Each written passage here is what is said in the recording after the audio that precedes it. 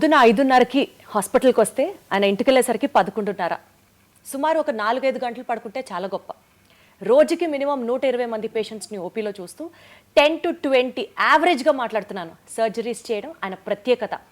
ఇంత ఇదిగా నేను చెప్తున్నానంటే మీకు అర్థమయ్యే ఉంటుంది ఈ పాటికే. One of the leading cancer specialist, cancer surgeons in Hyderabad, and I have to tell it in the nation wide అని చెప్పొచ్చు. And he's none other than doctor Mohan Vamshi గారు ఉన్నారు మనతో ఇవాళ సూపర్ డాక్టర్ సిరీస్తో. సార్ నమస్తే. నమస్తే అండి. ఎలా ఉన్నారు సార్?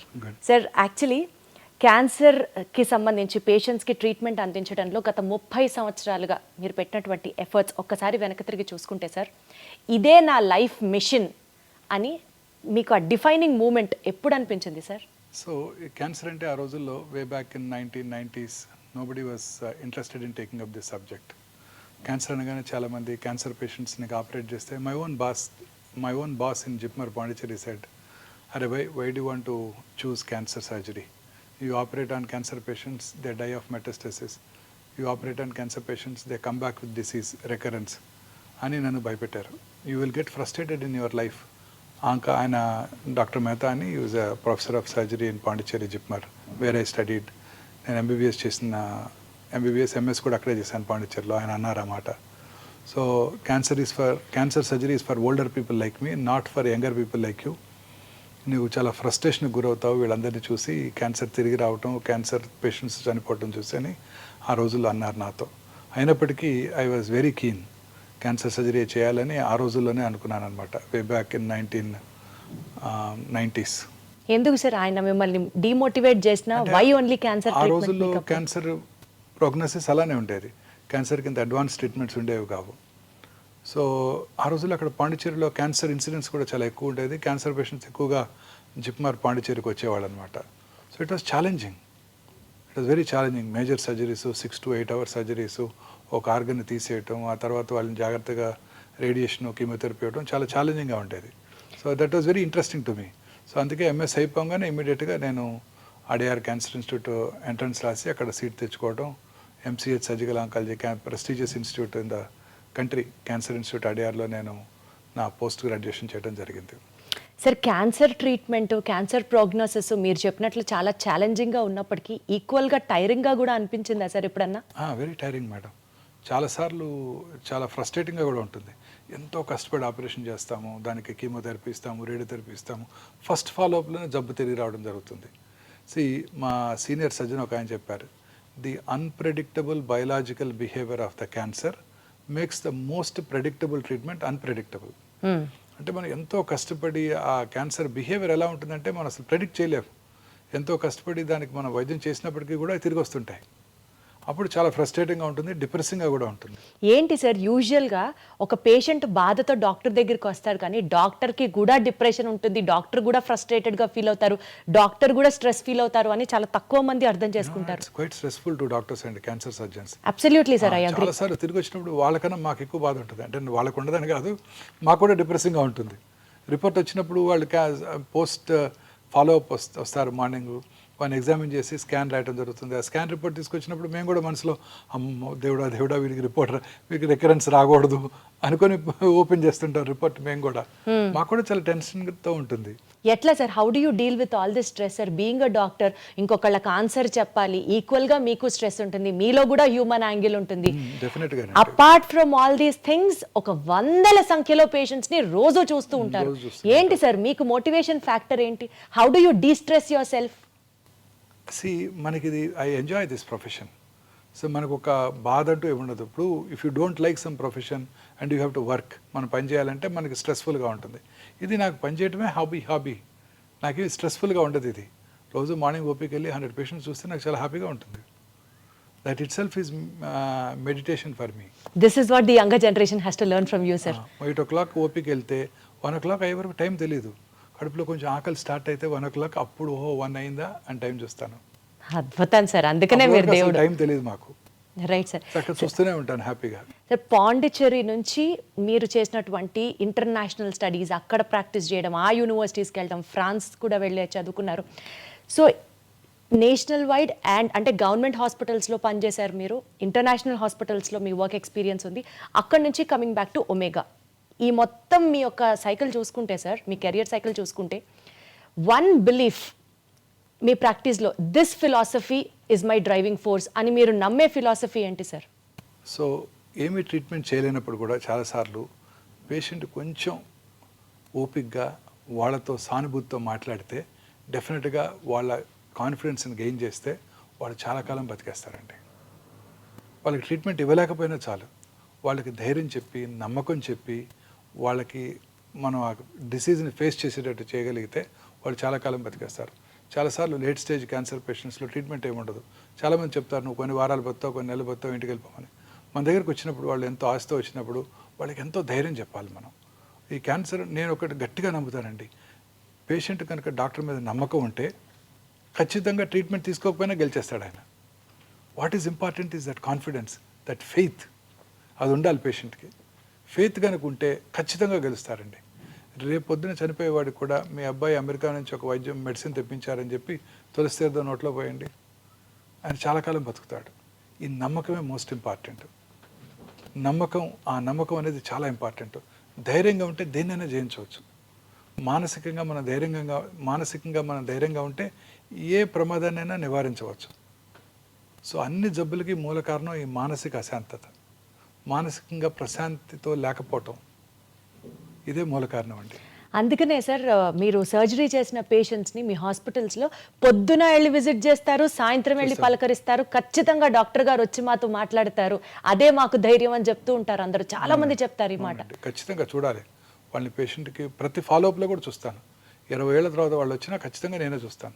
అద్భుతం సార్, అందుకనే మీరు పేషెంట్స్ పాలిట దేవుడు. అంతే, వాళ్ళందరూ నాకు బాగా గుర్తుంటారు, వాళ్ళ పేర్లు కూడా గుర్తుంటాయి, వాళ్ళు ఏ ఊరి నుంచి వచ్చారో గుర్తుంటారు, వాళ్ళ ఫ్యామిలీ మెంబర్స్ కూడా గుర్తుంటారు. అడుగుతాను మీ హస్బెండ్ రాలేదేంటి, వాళ్ళు మీ సన్ రాలేదేంటి అని. మా బాబోయ్, అసలు hats off sir, hats off మీకు. సార్ ఇన్ని లక్షల మంది పేషెంట్ స్టోరీస్లో one patient story which is still ringing in your mind, and అసలు ఆ పేషెంట్ కోసం మీరు చాలా కష్టపడ్డారు, ఎఫర్ట్స్ పెట్టారు, అండ్ యూ మేడ్ ఇట్ అని చెప్తే ఏ ఎక్స్పీరియన్స్ మీ కెరియర్లో షేర్ చేసుకుంటారు? చాలా మంది పేషెంట్స్ ఉంటారండి అలా. Every day is a challenge. చాలా మంది పేషెంట్స్ ఉంటారు. If you have to name one single which is close to your heart, ఇవాల్టికి కూడా పేషెంట్కి మనసు పెట్టి చేస్తాం. అలా ఉంటే అదర్వైజ్ చాలా మనసు పెట్టి ఆ పేషెంట్కి ట్రీట్మెంట్ చేయాలి, ఆ పేషెంట్కి ఎంతో డెఫినెట్గా ఈ patient has to win over the cancer అని మనం ఎంతో కష్టపడినా కూడా ఆ పేషెంట్ తనకున్న మానసిక అశాంతి వలన వీ లాస్ట్ హిమ్. అలాంటి గుర్తుంటాయి. ఫీల్ అయ్యారా సార్ అలాంటివి? చాలాసార్లు ఫీల్ ఒక ఇన్సిడెన్స్ చెప్పండి సార్. అంటే we can't name him, but ఒక యంగ్ మ్యాన్ కండి. ఈ had a man, is a male breast cancer patient. ఎంతో ప్రేమతో ఎంతో ఓపిక్గా అతనితో కూర్చొని అతనికి మనం ఎంతో కష్టపడి నేను మా టీం అంతా కలిసి ట్రీట్మెంట్ ఇచ్చాం. చాలా వరకు గెలిచారు. కొన్నాళ్ళ తర్వాత కొంచెం రికరెంట్ స్టార్ట్ అయింది. అప్పుడు he became very tense. He had lot of mental disturbance. దాంతో అతను చాలా డిస్టర్బెన్స్కి లోనై then he went off somewhere, he went to another centre in US and all that. So that was quite depressing అండి. So మీరు కూడా చాలా feel అయ్యారా సార్? డెఫినెట్గా తిరిగి వచ్చినప్పుడు ఫీల్ అయ్యాము. అతని పాపం మానసిక ప్రశాంతత లేకపోవడం వల్ల వి లాస్ట్ హిమ్. అయ్యో సార్, ఏంటి సార్ మేల్కి కూడా బ్రెస్ట్ క్యాన్సర్ వస్తుందా సార్? రావచ్చండి, మెన్లో కూడా బ్రెస్ట్ క్యాన్సర్ వస్తుంది. ఎట్లా సార్, అసలు ఎప్పుడు వినలేదు మెన్లో కూడా బ్రెస్ట్ క్యాన్సర్. బ్రెస్ట్ టిష్యూ మన మెన్లోను స్త్రీల్లో కూడా ఉంటుంది. స్త్రీల హార్మోన్స్ వల్ల బాగా డెవలప్ అవుతుంది, పురుషుల్లో అది డెవలప్ అవ్వదు. సో పురుషుల్లో కూడా రావచ్చు బ్రెస్ట్ క్యాన్సర్. చాలాసార్లు నెగ్లెక్ట్ చేయబడుతుంది. పురుషుల్లో నాకెందుకు వస్తుందని అశ్రద్ధ చేస్తుంటారు, అందువల్ల అశ్రద్ధ చేయబడుతుంది. పురుషుల్లో ఫ్యాట్ టిష్యూ కూడా ఉండదు, అందువల్ల డైరెక్ట్గా మజిల్లోకి వెళ్ళిపోతుంది, తొందరగా లేట్ స్టేజ్కి పాకిపోతుంది. అయ్యో. సో అందుకే పురుషులు చాలా కేర్ఫుల్గా ఉండాలి. పురుషుల్లో కూడా రావచ్చు, స్త్రీలలో ఎక్కువ వస్తుంది, బట్ పురుషుల్లో కూడా రావచ్చు. పురుషుల్లో కూడా నిప్పుల కింద కానీ ఏరియాల కింద కానీ గడ్డ కనుక ఉన్నట్టయితే అశ్రద్ధ చేయకుండా వెంటనే డాక్టర్ దగ్గరికి చూపించుకోవాలి. సార్ నాకు ఇది ఒక బిగ్గెస్ట్ టేక్ అవే ఇవాళ మన ఇంటర్వ్యూకి. పురుషుల్లో కూడా బ్రెస్ట్ క్యాన్సర్ రావచ్చు. అమ్మ బాబోయ్, వస్తుంది, చాలా కామన్గా చూస్తుంటాం. నెలకి 1-2 కేసులు ఖచ్చితంగా చూస్తుంటాను ఇప్పటికీ. బాబోయ్. సార్ అసలు క్యాన్సర్ గురించి మాట్లాడుకుందాం సార్. క్యాన్సర్ అనేది ఎక్కడ స్టార్ట్ అవుతుంది సార్? అసలు ఒక పేషెంట్ చాలా హెల్దీ లైఫ్ స్టైల్ ఫాలో అవుతాడు, ఫ్యామిలీ హిస్టరీలో అసలు ఆ జెనెటికల్గా క్యాన్సర్ వచ్చే సూచనలే కనిపించవు, బట్ స్టిల్ అతనికి క్యాన్సర్ రావచ్చా? ఎక్కడ స్టార్ట్ అవుతుంది సార్ క్యాన్సర్ అనేది? మన శరీరంలో ఉన్న కోట్లాది కణజాలంలో ఏదో ఒక కణం అప్రతీతంగా పెరిగిపోవటాన్ని క్యాన్సర్ అంటారు. నార్మల్గా బాడీలో రెగ్యులేటరీ మెకానిజమ్స్ ఉంటాయి. ముక్కు ఈ సైజ్ దాకా వచ్చి ఆగిపోతుంది, చెవి ఇక్కడ దాకా పెరిగి ఆగిపోతుంది. క్యాన్సర్ ఆ రెగ్యులేటరీ మెకానిజమ్స్ దాటి పెరిగిపోతూ ఉంటుంది. ఒక సెల్ 2 సెల్స్ అవుతుంది, 2 4 అవుతాయి, 4 8 అవుతాయి, 8 16 అవుతాయి, అలా ఎక్స్పోనెన్షియల్గా పెరిగిపోతూ ఉంటుంది. పెరిగిపోవటమే కాకుండా పక్కన ఉన్న నార్మల్ కణజాలంలోకి ఇన్వేట్ చేస్తుంది, ఆక్రమించేస్తుంది, పక్కన బోనున్న కూడా తినేస్తుంది, పక్కనున్న రక్తనాళాల ద్వారా, లింఫ్ నాళాల ద్వారా శరీరంలో ఇతర భాగాలకు పాకిపోతుంటుంది. అది క్యాన్సర్ అంటే. Body cannot control it, body cannot regulate it. మన బాడీలో ఉన్న ఒక 22,000 ప్రోటాన్ కోడింగ్ జీన్స్ ఉంటాయి. అందులో ఒక 500 to 600 ఆన్కో జీన్స్ అంటే క్యాన్సర్ కారక జన్యుల్ని సైంటిస్టులు ఐడెంటిఫై చేశారు. ఈ 500-600 జీన్స్లో వచ్చే మ్యుటేషన్స్ కారణంగానే క్యాన్సర్ వస్తుంది అని ఇప్పుడు సైంటిస్టులు గట్టిగా నమ్ముతున్నారు కూడా. సో అందుకే ఇప్పుడు అన్ని రకాల క్యాన్సర్స్కి జెనెటిక్ ప్రొఫైలింగ్ చేస్తున్నారు. ఏ జెనెటిక్ మ్యుటేషన్ వల్ల ఈ క్యాన్సర్ వచ్చింది, ఆ జెనెటిక్ మ్యుటేషన్ ఐడెంటిఫై చేసి ఆ జెనెటిక్ మ్యుటేషన్ని టార్గెట్ చేసే మెడిసిన్స్ కూడా ఇప్పుడు అందుబాటులోకి రాబోతున్నాయి. ఇంకా స్టిల్ రిసర్చ్ స్టేజ్లోనే ఉంది. రీసెర్చ్ స్టేజ్లో ఉంది. ఫ్యూచర్ అంతా ఇలానే ఉండబోతోంది. ప్రతి క్యాన్సర్ పేషెంట్కి ఏ మ్యూటేషన్ వల్ల ట్రీట్మెంట్ ఈ జబ్బు వచ్చింది ఐడెంటిఫై చేసి ఆ మ్యూటేషన్ని టార్గెట్ చేసే డ్రగ్స్ని కనుక మనం ఇవ్వగలిగినట్టయితే ఆ క్యాన్సర్ని కంట్రోల్ చేయడానికి అవకాశం ఉంటుంది. అచ్చా, ఓకే. సో ఇలా ఏదో ఒక మ్యుటేషన్ వల్ల మన బాడీలో మ్యుటేషన్స్ వస్తూనే ఉంటాయి. ప్రతి నార్మల్ ఇండివిజువల్ కూడా మ్యుటేషన్స్ జరుగుతూనే ఉంటాయి. కానీ ఆ మ్యుటేషన్స్ నలిఫై చేసే కెపాసిటీ మన బాడీ ఇమ్యూన్ మెకానిజమ్స్కి ఉంటుంది. మన ఇమ్యూన్ మెకానిజమ్స్ ఎప్పుడైతే దెబ్బతిన్నప్పుడో, మన ఇమ్యూనిటీ తక్కువగా ఉన్నప్పుడో ఆ మ్యుటేషన్స్ టేక్స్ అప్పర్ హ్యాండ్, పై చేయి తీసుకొని అవి క్యాన్సర్గా మారతాయి. అసలు మ్యుటేషన్ ఎందుకు జరుగుతుంది సార్ బాడీలో? బాడీలో జరుగుతూ ఉంటుంది మ్యుటేషన్స్. దానికి మనకేం సంబంధం లేదు, that we can't control it. But ఆ మ్యుటేషన్ కంట్రోల్ చేసే కెపాసిటీ మనలో ఉంది. వండర్ఫుల్ సార్, అసలు హ్యూమన్ ఫిజియాలజీ. ఆ కెపాసిటీ మనలో ఉంది. ఆ కెపాసిటీ దెబ్బతిన్నప్పుడు ఈ cancer takes upper hand, cancer వచ్చేస్తుంది. సో ఆ మ్యుటేషన్ని నలిఫై చేసే, మ్యుటేషన్ని నిలుపుదల చేసే కెపాసిటీ మన బాడీ యొక్క రోగనిరోధక శక్తి. మన బాడీ రోగనిరోధక శక్తి ఎప్పుడు బాగుంటుంది? మనం హ్యాపీగా ఉన్నప్పుడు బాగుంటుంది. మనం ప్రశాంతంగా నిద్రపోతూ సంతోషంగా గడిపినట్టయితే ఈ జబ్బులు రానే రావు. మరి ఎట్లా సార్, ఒక మనిషి హెల్దీగా ఉన్నాడు, అతనికి ఎలాంటి సైన్స్ సిమ్టమ్స్ లేవు, బట్ స్టిల్ క్యాన్సర్ ఎలా వస్తుంది? రావచ్చు. కొన్నిసార్లు ఆ మ్యూటేషన్స్ ప్రిడామినెంట్గా ఉన్నప్పుడు రావచ్చు. చిన్నపిల్లలు ప్రశాంతంగానే ఉంటారు పాపం, వాళ్ళకి ఎటువంటి చీకు చింత లేవు, బాధలు లేవు, ఇన్కమ్ దాని గురించి ఆలోచించాల్సిన అవసరం లేదు, వాళ్ళలో కూడా క్యాన్సర్ వస్తుంది. సార్, పెద్దవాళ్ళలో వచ్చే క్యాన్సర్కి చిన్నపిల్లల్లో వచ్చే క్యాన్సర్కి వ్యత్యాసం ఏంటి సార్? చిన్నపిల్లల్లో ఎన్ని రకాల క్యాన్సర్లు ఉన్నాయి? చిన్నపిల్లల్లో జనరల్గా హిమటలాజికల్ అంటే బ్లడ్ సంబంధ క్యాన్సర్సు, నర్వస్ సిస్టమ్కు సంబంధించిన క్యాన్సర్సు, అలాగే సాఫ్ట్ టిష్యూస్ మజిల్స్లోను, అలాగే రిట్రోపెరిటోనియం, కిడ్నీ ట్యూమర్సు, న్యూరోబ్లాస్టోమర్స్ వస్తుంటాయి. పిల్లల్లో వచ్చే ట్యూమర్స్ జనరల్గా 100కు 80-90 మంది క్యూర్ అవుతాయి. క్యూర్ అయిపోతాయా? పిల్లల్లో వచ్చే ట్యూమర్స్ క్యూర్ అయిపోతాయి. అండ్ పిల్లలు ట్రీట్మెంట్ కూడా బాగా విత్స్టాండ్ చేయగలరు. చాలాసార్లు అనుకుంటాం పెద్దవాళ్ళే కీమోథెరపీ తట్టుకోలేరు, పిల్లలు ఏం తట్టుకుంటారని. పిల్లలు చక్కగా తట్టుకుంటారు. వాళ్ళు ఆడుతూ పాడుతూ కీమోథెరపీ తీసుకుని వెళ్ళిపోతుంటారు, చక్కగా చదువుకుంటూ ఉంటారు కూడా హాస్పిటల్లోనే. అంటే పెద్దవాళ్ళకు ఉన్నంత ట్రీట్మెంట్ కష్టాలు చిన్నపిల్లలకు ఉండవా సార్ క్యాన్సర్కి సంబంధించి? రోగనిరోధక శక్తి చాలా బాగుంటుంది, వాళ్ళు చక్కగా రికవర్ అవుతారు. వాళ్ళు ట్రీట్మెంట్ యొక్క సైడ్ ఎఫెక్ట్స్ బాగా తక్కువగా ఉంటాయి వాళ్ళలో, వాటిని కూడా బాగా ఫేస్ చేయగలరు వాళ్ళు. పిల్లల్లో సైడ్ ఎఫెక్ట్స్ చాలా తక్కువగా ఉంటాయండి. Nice sir.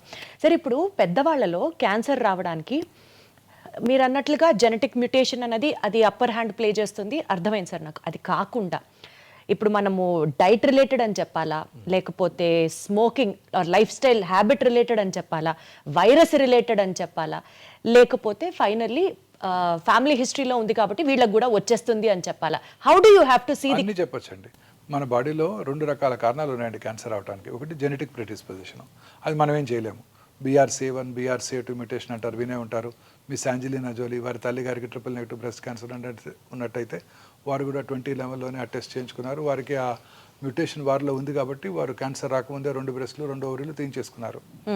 అలా రకరకాల రెట్ మ్యూటేషన్ అని మెడులరీ కార్సినోమా, థైరాయిడ్కి, ఫెమిలియల్ ఎడినోమాటస్ పాలిపోసిస్ కొని అని, కోలన్ క్యాన్సర్కి మ్యూటేషన్స్ ఉన్నాయి. ఆ మ్యూటేషన్స్ని కనుక ఉన్నట్టయితే వాళ్ళు ఖచ్చితంగా క్యాన్సర్ వస్తుంది. ఆ మ్యూటేషన్ ఐడెంటిఫై చేసి క్యాన్సర్ రాకుండా ముందుగానే సర్జరీ కూడా చేసే ఫెసిలిటీ ఉంది వాళ్ళందరికీ. ఇవి జెనెటిక్ మ్యూటేషన్స్. ఇవి కాక ఎన్విరాన్మెంటల్ ఫ్యాక్టర్స్.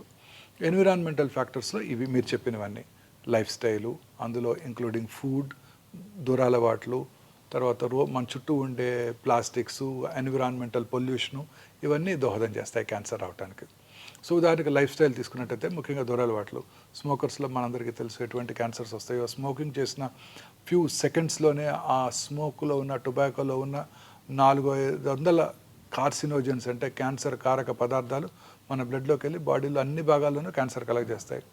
ఆల్కహాల్ తీసుకునే వాళ్ళలో కూడా క్యాన్సర్ వచ్చే అవకాశాలు ఎక్కువగా ఉంటాయి. ఈ రెండే కాకుండా ఇంకా మిగతా దురలవాట్ల వల్ల కూడా అనేక రకాల క్యాన్సర్స్ వస్తున్నాయి. మనం తీసుకునే ఆహారము, ఈ processed foods, high fatty diet, low fibre diet, fresh fruits, greens తక్కువగా తీసుకుంటూ చాలామంది ఈ మధ్యకాలంలో ఈ కంటామినేటెడ్ ఆయిల్స్తో ప్రాసెస్డ్ ఫుడ్స్, రకరకాల ప్రిజర్వేటివ్స్, తర్వాత కలరింగ్ ఏజెంట్స్ వాడుతున్నారు. వీటన్నిటి వల్ల కూడా క్యాన్సర్ వస్తుంది. అవే కాక ఇంకా pollution, environmental pollution, automobile pollution urban ఏరియాస్లో, తర్వాత thermal power plant, asbestos industry, aluminium factories, plastic ఇండస్ట్రీలో పనిచేసే వాళ్ళలోను, సిగరెట్ టొబాకో ఇండస్ట్రీలో పనిచేసే వాళ్ళలోను, వీళ్ళందరి దగ్గర కూడా క్యాన్సర్స్ వచ్చే అవకాశాలు ఉంటాయి. ఫెర్టిలైజర్ ప్లాంట్స్లోను. సార్ ఇప్పుడు మీరు చెప్పినటువంటి రీజన్స్ అన్నిటితో పాటు ఎక్కడో విన్నాను సార్, బయటికి వెళ్తే పొల్యూషన్కి మనము పొల్యూషన్లో ఉన్నప్పుడు మనకి క్యాన్సర్ రావడానికి ఆస్కారం ఎక్కువ ఉంది because of the toxic substances. అవి కాకుండా ఇంట్లో మనం వాడే కెమికల్స్ బట్టి కూడా ఇండోర్లో ఉండే వాళ్ళకి కూడా క్యాన్సర్ రావడానికి చాలా కేసెస్ ఉన్నాయి అని విన్నాను. ఎంతవరకు కరెక్ట్ సార్ ఇది? తప్పనిసరిగానండి. అనేక రకాల కెమికల్స్, మనం వాడే టూత్పేస్ట్, మనం వాడే షాంపూస్, మనం వాడే సోప్స్, మనం వాడే ఇంట్లో వాడే food substances, floor clearance, disinfectants లో కూడా రిపెల్లెంట్స్, ఇవన్నీ మనం నేచర్తో ఫైట్ చేస్తున్నామండి. మార్నింగ్ లేవగానే synthetic toothpaste, plastic tooth brush, plastic bucket, hot water. Tooth paste కి క్యాన్సర్ కి సంబంధం ఉందా సార్? అన్ని రకాలుగానండి. అన్ని రకాల కెమికల్స్ వల్ల కూడా క్యాన్సర్స్ వస్తాయి. మనం వాడే టూత్పేస్ట్, మనం వెళ్ళి కార్లో కూర్చోగానే ఆ కార్లో ఉన్న ఇంటీరియర్, ప్లాస్టిక్ ఇంటీరియర్, ఆ స్మోక్కి ఆ ప్లాస్టిక్ మైక్రో ప్లాస్టిక్స్ అని మనం ఇన్హేల్ చేస్తాం. ప్లాస్టిక్ వాటర్ బాటిల్లో వాటర్ తాగుతాం. ఇవన్నీ కూడా క్యాన్సర్ కారకాలేనండి. సరే అసలు ఏ తీసుకున్నా అదే. చాలాసార్లు నేను ఇవన్నీ చెప్పినప్పుడు ప్రజలు అంటుంటారు, మరి ఏం తిని బతకాలి, ఏం తాగి బతకాలని. అసలు మనిషికి ప్లాస్టిక్ కి ఎంత క్లోజ్ అటాచ్మెంట్ ఉంది సార్. ప్లాస్టిక్ లేని లైఫ్ ఊహించుకోవడం కూడా ఇంపాసిబుల్ అనిపిస్తుంది. చూడండి, మీరు పాత సినిమాలు చూసినట్టయితే, పాత ఇంగ్లీష్ సినిమాలు 30-40 years 50 years బ్యాక్ ఇంగ్లీష్ సినిమాలు చూస్తే, వాళ్ళు మార్కెట్కి వెళ్ళినప్పుడు వాళ్ళు they never carrying plastic bags, they're carrying only paper bags. వాళ్ళు పేపర్ బ్యాగ్స్ ఇలా క్యారీ చేయడం కదా, ఇలా పట్టుకొని తీసుకొస్తుంటారు అందులో మూవీస్లో. చూడండి, 50 years బ్యాకే అక్కడ అవేర్నెస్ స్టార్ట్ అయింది. మనం ఇంకా కూడా ప్లాస్టిక్సే వాడుతున్నాం. సార్ ఫుడ్ గ్రేడ్ ప్లాస్టిక్స్ అంటున్నాం కదా సార్, ఆ ప్లాస్టిక్స్ చాలా మంచివి అని కదా సార్ వాడుతున్నాం. అలానే లేదండి, సింగిల్ యూజ్ ప్లాస్టిక్స్ అన్ని డేంజరస్ ఏనండి. బయోడిగ్రేడబుల్ ప్లాస్టిక్స్ అంటున్నాము. ఇంకా రాలేదు, ఇంకా వస్తాయంట అవి. చూడండి, ఇప్పుడు కూడా మనం ఇప్పుడు మా సూపర్ మార్కెట్కి వెళ్తే మనకి ఇప్పుడు కూడా ప్లాస్టిక్ కంటైనర్తో, ప్లాస్టిక్ బ్యాగ్తోనే మనకి ఇస్తున్నారు. అట్లీస్ట్ మనం ప్లాస్టిక్ బ్యాగ్ తీసుకెళ్ళినా సార్, సూపర్ బజార్స్ లో ఇచ్చేటువంటి ఆ గ్రాసరీస్ అన్ని ప్లాస్టిక్ లోనే ఫాయిల్ అయి ఉంటాయి కదా సార్. ఫాయిల్ అయి ఉంటాయి. ఇప్పుడు ఇవన్నీ స్లోగా అవన్నీ అవాయిడ్ చేయగలుగుతున్నాం కదండి. ఇప్పుడు చూడండి, కొత్తగా చాలాసార్లు సూపర్ మార్కెట్లో ఈ కవర్స్ వేస్తున్నారు, మనం ఇలా క్యారీ చేసి తీసుకురావాల్సి వస్తుంది ఇప్పుడు. సో లైఫ్ స్టైల్లో ప్లాస్టిక్ ని దూరంగా పెడితే క్యాన్సర్ ని నివారించవచ్చు అట్లీస్ట్. ఎస్, డెఫినెట్గానండి. బట్ చాలా కష్టం అది. మన ఎంటైర్ మీరు అన్నట్టు మనతో పాటు ఆ ప్లాస్టిక్ కంప్లీట్గా మమేకం అయిపోయింది సార్, మనలో ఉంది కదా సార్. కరెక్ట్ వర్డ్ వాడారు. ఎస్ సార్, ఒక మాట చెప్పండి, ఇవాళ రోజుల్లో సెల్ ఫోన్ ని చూడకుండా ఉండే వాళ్ళు అసలు లేరు. క్లోజ్ అఫినిటీ, ప్లాస్టిక్ ఎట్లా అయిపోయిందో సెల్ కూడా మన ఆత్మ అయిపోయింది. సెల్ ఫోన్ గనక ఎక్కువ వాడితే బ్రెయిన్ ట్యూమర్స్ వస్తుంది అని అంటున్నారు, అది నిజమేనా? ఎస్, ఓల్డెన్ డేస్లో ఈ పాత అంటే ఒక 10 years బ్యాక్ ఉన్న మొబైల్ ఫోన్స్లో రేడియేషన్ ఎక్స్పోజర్ ఎక్కువగా ఉండేది. ఇప్పుడున్న కొత్త ఫోన్స్లో ఆ రేడియేషన్ ఎక్స్పోజర్ లేదండి. దీనివల్ల బ్రెయిన్ ట్యూమర్స్ వచ్చే అవకాశాలు చాలా తక్కువ. ఇంతకుముందు ఉన్న ఫోన్స్ ఒక 10-15 years back cell phone start అయినప్పుడు వచ్చిన ఫోన్స్లో అది ఉండేది. పెరోటిడ్ ట్యూమర్స్, అలాగే బ్రెయిన్ ట్యూమర్స్ వచ్చే అవకాశాలు ఎక్కువగా ఉంటాయని అబౌట్ 2014లో WHO గైడ్లైన్స్ కూడా జారీ చేయడం జరిగింది. పిల్లలకి ముఖ్యంగా సెల్ ఫోన్స్ అవాయిడ్ చేయాలని కూడా వాళ్ళు చెప్పడం జరిగింది. అంటే సార్, ఇప్పుడు ఉన్నటువంటి స్మార్ట్ ఫోన్స్ అనాలా, కాస్ట్లీ ఫోన్స్ అనాలా? Smart phones. సో అంటే తక్కువ ఫోన్స్ లో ఇప్పటికీ రిస్క్ ఉంది? లేదండి, తక్కువే ఉంది రిస్క్. ఆ generation of phones have been now discontinued. So పర్వాలేదు, ఫోన్ వాడితే బ్రెయిన్ ట్యూమర్ అయితే రాదు అంతవరకు. కానీ ఫోన్ వాడితే ఇంకా చాలా ప్రమాదాలు ఉన్నాయండి. మీరు రాత్రిపూట మొబైల్ స్క్రీన్ చూస్తూ పడుకున్నారనుకోండి, రాత్రి 10 దాకా 11 దాకా, అది ఆ బ్లూ లైట్ మిమ్మల్ని డిస్టర్బ్ చేస్తుంది. సో మీ నిద్ర డిస్టర్బ్ అవుతుంది. ఆ నిద్ర మనం చక్కగా ఎర్లీగా నిద్రపోయినప్పుడు 9-10 కల్లా నిద్రపోయినట్టయితే 1 o'clock 2 AM మనకి మన బాడీలో మెలటోనిన్ అనే హార్మోన్ ఉత్పత్తి అవుతుందండి.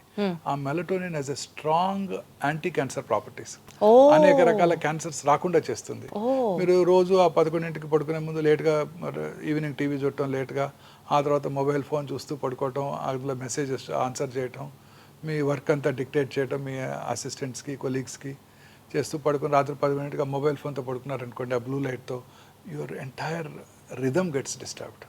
సార్ ఇప్పుడు ఇదే పాయింట్ మీద ఒక డౌట్ సార్, 2ంటికి 3ంటికి ఆ టైంలో మెలటోనిన్ హార్మోన్ సెక్రెట్ చేస్తుంది body, that has anti cancer properties అంటున్నారు. It has many other properties also sir ఇప్పుడు పడుకోవడమే 2ంటికి పడుకున్నాం సార్, 5ంటికో 6ంటికో మెలటోనిన్ రిలీజ్ అవ్వదా బాడీలో? అవునండి, మనకి ఆ ప్రశాంతత నిద్ర, ఆ రిధం కావాలి. పగలు పని చేయటం, రాత్రి ఎర్లీగా పడుకోవటం, ఎర్లీగా డిన్నర్ చేయటం, 8-9 గంటలకల్లా టీవీ పూర్తిగా. 2ంటికి పడుకొని 10ంటికి లేస్తాం, శుభ్రంగా 8 గంటలు మేము పడుకున్నాంగా అంటారు. లేదండి, that will not have the same effect. మన బాడీకి ఒక రిధం ఉందండి. రాత్రిపూట పడుకోవటం, పగలు పని చేయటం. సో పగలు చక్కగా 8 నుంచి సాయంకాలం 5 దాకా పడుకుంటాం, మెలటోనిన్ ఉత్పత్తి అవుతుందంటే అవ్వదా సార్? అవ్వదు.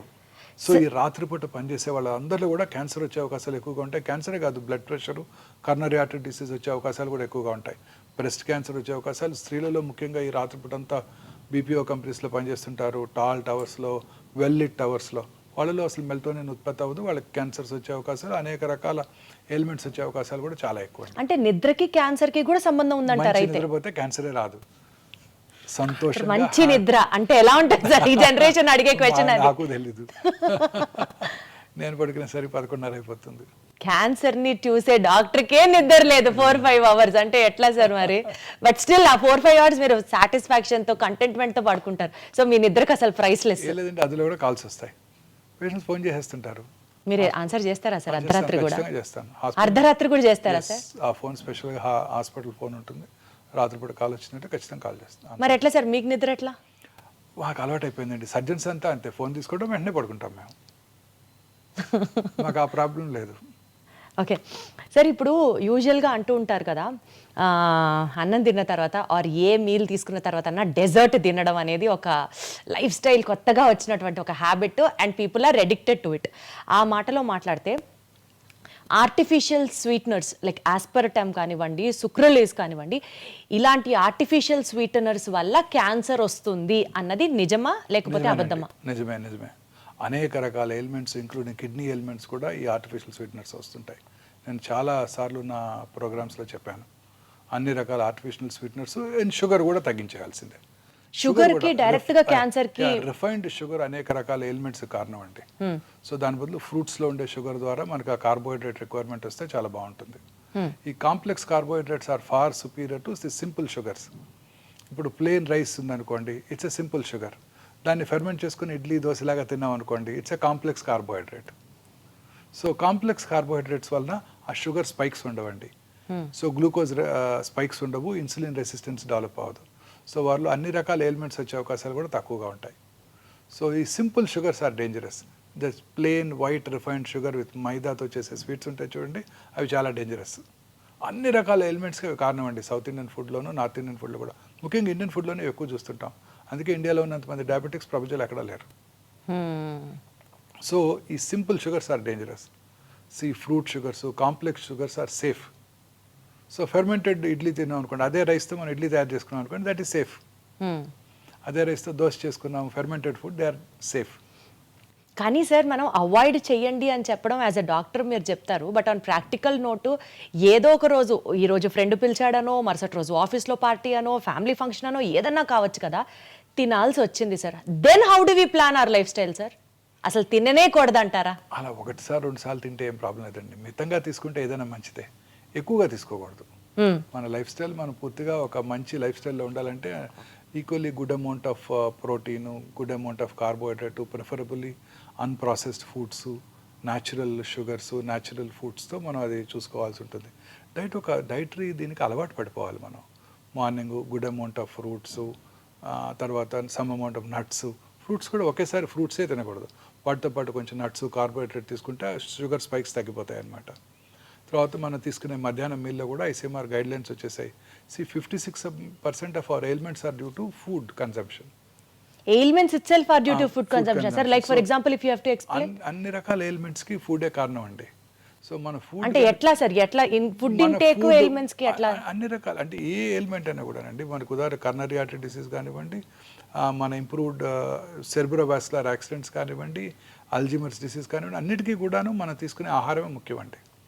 మనం చక్కగా ఫ్రెష్ ఫ్రూట్స్, వెజిటబుల్స్ ఎక్కువగా తీసుకుంటూ, ప్రాసెస్ ఫుడ్స్, రెడ్ మీట్ అవి తక్కువగా తీసుకుంటూ, హెల్దీ ఫుడ్ అంటే ఫుడ్స్ అవి రెగ్యులర్గా కన్జ్యూమ్ చేస్తూ, గ్రీన్స్ అవి ఎక్కువగా తీసుకుంటూ, రెగ్యులర్గా ఎక్సర్సైజ్ చేస్తూ దురలవాట్లకు దూరంగా ఉంటూ లీన్ బాడీ మాస్ మెయింటైన్ చేస్తే అన్ని రకాల ఎలిమెంట్స్కి దూరంగా ఉండొచ్చు. మోహన్ వంశీ గారి డైట్ సీక్రెట్ ఏంటి, ఫిట్నెస్ సీక్రెట్ ఏంటి అంటే ఏం చెప్తారు సార్? మీరు ఏం తింటారు సార్ చెప్పండి? నేను ఐఎమ్ నాట్ అంటే ఐఎమ్ ఏ ఫుడీ అండి. నాకున్న ఒకే హాబీ ఫుడ్ తింటమే. నాకున్న ఒకే హాబీ, నాకు ఇంకే హాబీ లేదు. సార్ ఏ యాంగిల్లో మీరు ఫుడ్ అని చెప్పాలి సార్, చెప్పండి మీరు. మూవీకి వెళ్ళాలని కోరుకుంటదు, టూర్ చేయాలని కోరుకుంటదు, యూరోప్ వెళ్ళాలని కోరుకుంటదు, ఒక ఫుట్బాల్ మ్యాచ్ చూడాలనో క్రికెట్ మ్యాచ్ చూడాలని కోరుకుంటదు. My mind will be rotating around food if I'm not concentrating and seeing patients or reading or something like that. TV చూస్తే ఓన్లీ ఫుడ్ ప్రోగ్రామ్సే చూస్తాను, ఇంకేం చూడను. If at all I watch Yes, sir. TV, What does your healthy diet consist of? That's what we are more interested to I know. watch TV, I watch only food programs. నేను retire అయినాక I will become a great chef. Oh my God, that's wonderful. That's wonderful. తప్పనిసరిగా నేను వండుతారా sir అయితే? చేస్తానండి. ఏం చేస్తారు sir బాగా? ఏమైనా చేస్తాను, అన్నీ చేస్తాను. అమ్మో బాబోయ్. రిటైర్ అయినాక I will become a great chef అండి. Sir, you have to host a party and we would all come and taste your items, sir. Then definitely for sure. But otherwise, sir, taking on a serious note, what does your diet consist of? Morning fruits nuts తీసుకుంటానండి, కొంత curd కూడా తీసుకుంటాను. Plain curd, sir? Plain curd. Lunch టైంలో జనరల్గా ఒక పుల్కా are కొంచెం rice with dal ఖచ్చితంగా ఉంటుంది. I'm vegetarian for past 32 years. So dal ఖచ్చితంగా ఉంటుంది. వెజిటబుల్స్ అన్ని రకాల వెజిటబుల్స్ తీసుకుంటారండి. Evening some amount 1 or 2 helpings of fruits తీసుకుంటాను. నైట్ ఎర్లీగా డిన్నర్ చేసేస్తాను 7 కల్లా. 7 దాటాక ఇంకా అసలు జనరల్గా ఏం తినకుండా ఉండడానికి ప్రయత్నిస్తాను. బట్ జనరల్గా ఐ సక్సీడ్. అర్లీగా ఇంటికి వెళ్తే తినాలనిపిస్తుంది, లేకపోతే 11కి వెళ్తే తినాలనిపించదు. ఇంకా పడుకుని నిద్రపోతాం కదా. ఖచ్చితంగా ఈ టైమ్స్ ఖచ్చితంగా నేను స్ట్రిక్ట్గా అదే టైంలో ఫుడ్ తీసుకుంటాను. మీరు వర్కౌట్ చేస్తారా సార్? అంటే జనరల్గా కొంచెం రోజుకు ఒక 10-15 minutes. నేను ఈ హాస్పిటల్లో రౌండ్స్ చేస్తానండి. మార్నింగ్ అదే రౌండ్స్ మీ walking? అదే వాకింగ్. జనరల్గా 8,000 steps చేసేస్తాను మార్నింగ్. మీరు అది ఫాలో అవుతారా సార్? 8,000 steps, 10,000 సుమారుగా steps? అంత అయిపోతుందండి. 8,000 steps అయిపోతాయి. మార్నింగ్ 8th floor నుంచి రౌండ్ స్టార్ట్ చేస్తే ఖచ్చితంగా అన్ని ఫ్లోర్స్ తిరుగుతాను. తర్వాత ఓపీలో కూడా నడిచే ఓపీ చూస్తుంటాను అంతా, ఓకే. 4 rooms-లో. అందువల్ల ఆ స్టెప్స్ సరిపోతాయి. సో ఏదో ఒక బేసిక్ ఫిజికల్ యాక్టివిటీ అయినా ప్రతి ఒక్కరికి ఉండాలి. డెఫినెట్గా. Right. Sitting is smoking, new smoking. Moment is medicine. ఎంత బాగుంది సార్, ఎంత రిథమిక్ గా రైమింగ్ గా ఉంది. Sitting is new smoking, moment is medicine. Movement is medicine. ఇప్పుడు అందరూ కూడా ఈ 24 hours 18 hours పనిచేస్తున్నారు. చాలామంది కూర్చొని పనిచేస్తుంటారు సిస్టమ్స్ ముందు. వాళ్ళందరికీ చాలా రకాల ఎలిమెంట్స్ వస్తుంటాయి. వాళ్ళందరికీ షార్ట్ వాక్స్, ప్రతి హాఫ్ అన్ అవర్కి ఒక 5 minutes వాక్ చేయటం, నుంచొని పని చేయటం, అవి కనుక అలవాటు చేసుకుంటే చాలా ఎలిమెంట్స్ తగ్గిపోతాయండి. బట్ సార్ వాకింగ్ చేస్తే నిజంగా మీరు నాకు 8,000 steps అన్నారని అడుగుతున్నా, 10,000 అడుగులు వేస్తే క్యాన్సర్ కి దూరం అని మనం యూజువలీ చూస్తూ ఉంటాం articles. Is it true sir? ఎందుకంటే ఎంతో కొంత వాకింగ్ చేస్తున్న వాళ్ళండి ఎప్పుడు మూమెంట్ ఉంటూనే ఉండాలి. క్యాన్సర్ కి హెల్ప్ అవుతుందా సార్? అన్ని రకాల వాకింగ్ కి క్యాన్సర్ కి కనెక్షన్ ఉందా సార్? ఖచ్చితంగా. ఇప్పుడు కొత్తగా ఇంకొక అధ్యయనం చూశాను. అదేంటంటే బ్రెస్ట్ క్యాన్సర్ పేషెంట్స్లో పోస్ట్ ట్రీట్మెంట్ తర్వాత వాళ్ళు రెగ్యులర్గా ఫిజికల్లీ ఫిట్గా ఉన్నట్టయితే, రెగ్యులర్గా ఎక్సర్సైజ్ చేస్తుంటే క్యాన్సర్ తిరిగి వచ్చే అవకాశాలు కూడా తగ్గిపోతాయి అంటున్నారు.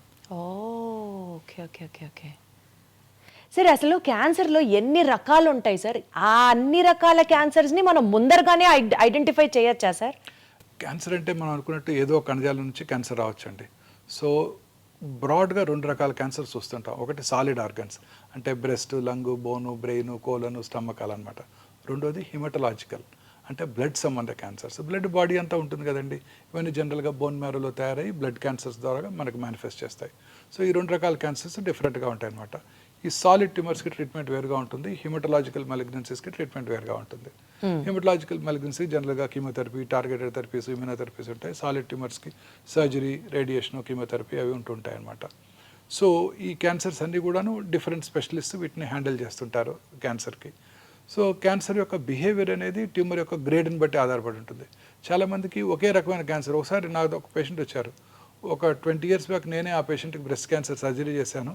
అప్పుడు సర్జరీ అయిపోయిన వెంటనే అది అప్పుడు estrogen receptor, progesterone receptor positive breast cancer. Surgery అయిన వెంటనే వాళ్ళకి కొంచెం లోకల్ రేడియేషన్ ఇవ్వడం జరిగింది. ఆ రోజుల్లో చిన్న టెక్నాలజీ తక్కువగా ఉండేది, పెద్ద కాస్ట్లీ ట్రీట్మెంట్ ఉండేది కాదు. ఆ తర్వాత చిన్న ట్యాబ్లెట్ తీసుకున్నారు, 17 ఏళ్ళు బ్రతికేశారు. 17 ఏళ్ళ తర్వాత రెండో బ్రెస్ట్లో క్యాన్సర్ వచ్చింది. ఈసారి cancer estrogen receptor, progesterone receptor negative cancer. అంటే హార్మోన్ థెరపీకి లొంగదని అర్థం, అగ్రెసివ్ ట్యూమర్ అని అర్థం. తర్వాత HER2 న్యూ రిసెప్టర్ అని ఇంకోటి ఉంటుంది, అది టార్గెటెడ్ థెరపీ, అది పాజిటివ్ వచ్చింది. సో ఈసారి సర్జరీ తర్వాత ఎక్స్పెన్సివ్ రేడియేషన్ ఇవ్వాల్సి వచ్చింది. లెఫ్ట్ సైడెడ్ క్యాన్సరు, కొంచెం స్పెషలైజ్డ్ రేడియేషన్, హార్ట్ని ప్రొటెక్ట్ చేయడానికి ఆ టార్గెటెడ్ థెరపీకి లక్షలు ఖర్చు అయింది. అయినా కానీ ఒక 2 yearsలో తిరిగి వచ్చేసింది. మళ్ళీ తిరిగి వచ్చింది అట్ సైడ్ కూడా. అర్రే. సో అప్పుడు పేషెంట్ నన్ను అడిగారు, అప్పుడేమో జస్ట్ ఒక 40-50,000 రూపీస్తో ట్రీట్మెంటే అయిపోయింది, 17 ఏళ్ళు హ్యాపీగా ఉన్నాను, ఇప్పుడు 40-50 lakhs ఖర్చు పెట్టాను, అయినా కానీ 2 yearsలో తిరిగి వచ్చింది డాక్టర్ గారు అని అడిగారు నన్ను. సో ప్రతి క్యాన్సర్ యొక్క బిహేవియర్ వేరుగా ఉంటుంది. So cancer behaviour is more important. Cancer grade అంటే tumour grade, tumour how aggressive the tumour is అనేది మనకి చాలా ఇంపార్టెంట్. ఎట్లా తెలుస్తుంది సార్? అది there are test for that. అచ్చా. ఎవ్రీ క్యాన్సర్కి ఏ రకమైన క్యాన్సర్స్ అగ్రెసివ్గా బిహేవ్ చేస్తే దానికి కావాల్సిన మార్కర్స్ ఉన్నాయి. ఉదాహరణకి breast cancer torrs, HER2 receptor, proliferative index, అలా అన్ని క్యాన్సర్స్కి మార్కర్స్ ఉంటాయి. అట్లా కొన్ని క్యాన్సర్స్ అగ్రెసివ్గా బిహేవ్ చేస్తాయి, కొన్ని స్లోగా పెరుగుతూ ఉంటాయి. స్లోగా పెరిగే క్యాన్సర్ లేట్ స్టేజ్లో ఉన్నా చాలా కాలం బ్రతికేస్తారు. అగ్రెసివ్గా ఉండే క్యాన్సర్స్ ఎర్లీ స్టేజ్లో వచ్చినా తిరిగి వచ్చే అవకాశాలు ఎక్కువగా ఉంటాయి. జనరల్గా అది అగ్రెసివా నాన్ అగ్రెసివా అని కూడా టెస్ట్లో మనకు తెలుస్తుందా sir? Yes, very correct, true, very true, తెలిసిపోతుంది. Oh wow. సో జనరల్గా చిన్న వయసులో వచ్చే క్యాన్సర్స్ అంటే 20 to 40 years మధ్యలో వచ్చే క్యాన్సర్స్ అగ్రెసివ్గా ఉంటాయి, ఎక్సెప్ట్ థైరాయిడ్. పెద్ద వయసులో వచ్చే క్యాన్సర్ స్లోగా పెరుగుతాయి. థైరాయిడ్ క్యాన్సర్ కాదు కదా సార్? Except thyroid. థైరాయిడ్లో కూడా క్యాన్సర్స్ వస్తాయండి, very common.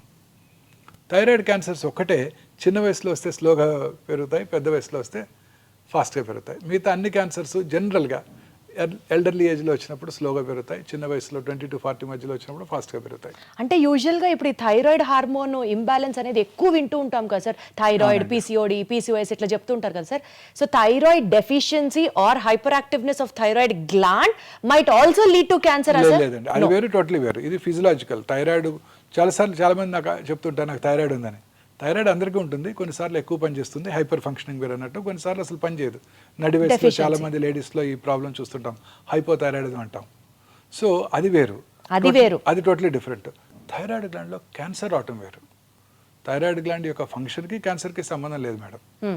Thyroid గ్లాండ్లో normal functioning థైరాయిడ్లో కూడా చిన్న లంప్ రావటం, లోవర్ పార్ట్ ఆఫ్ ద నెక్లో ఎక్కడ లంప్ వచ్చినా ఇమీడియట్గా అశ్రద్ధ చేయకుండా మనం పరీక్ష చేయించుకోవాలి ఎవరైనా సరే. సార్ ఇందాక మీరు అన్నట్లుగా జీన్ మ్యూటేషన్ టెస్ట్ అని అన్నారు చూడండి, అంటే ఫ్యూచర్లో పలానా వ్యక్తికి క్యాన్సర్ వస్తుందా అని కూడా మనం ముందుగానే టెస్ట్ చేసుకొని చేయొచ్చా సార్? ఏజ్ నుంచి చేయొచ్చు అది? మొన్న మధ్య Zerodha CEO mister Nikhil Kamath mister Bill గేట్స్తో పాడ్కాస్ట్ చేశారు. అప్పుడు ఆయన అడిగారు, మా యంగ్ ఆంటర్ప్రినర్స్కి మీరు ఇచ్చే సలహా ఏంటి, వారి హెల్త్ ఎలా మెయింటైన్ చేసుకోవాలని.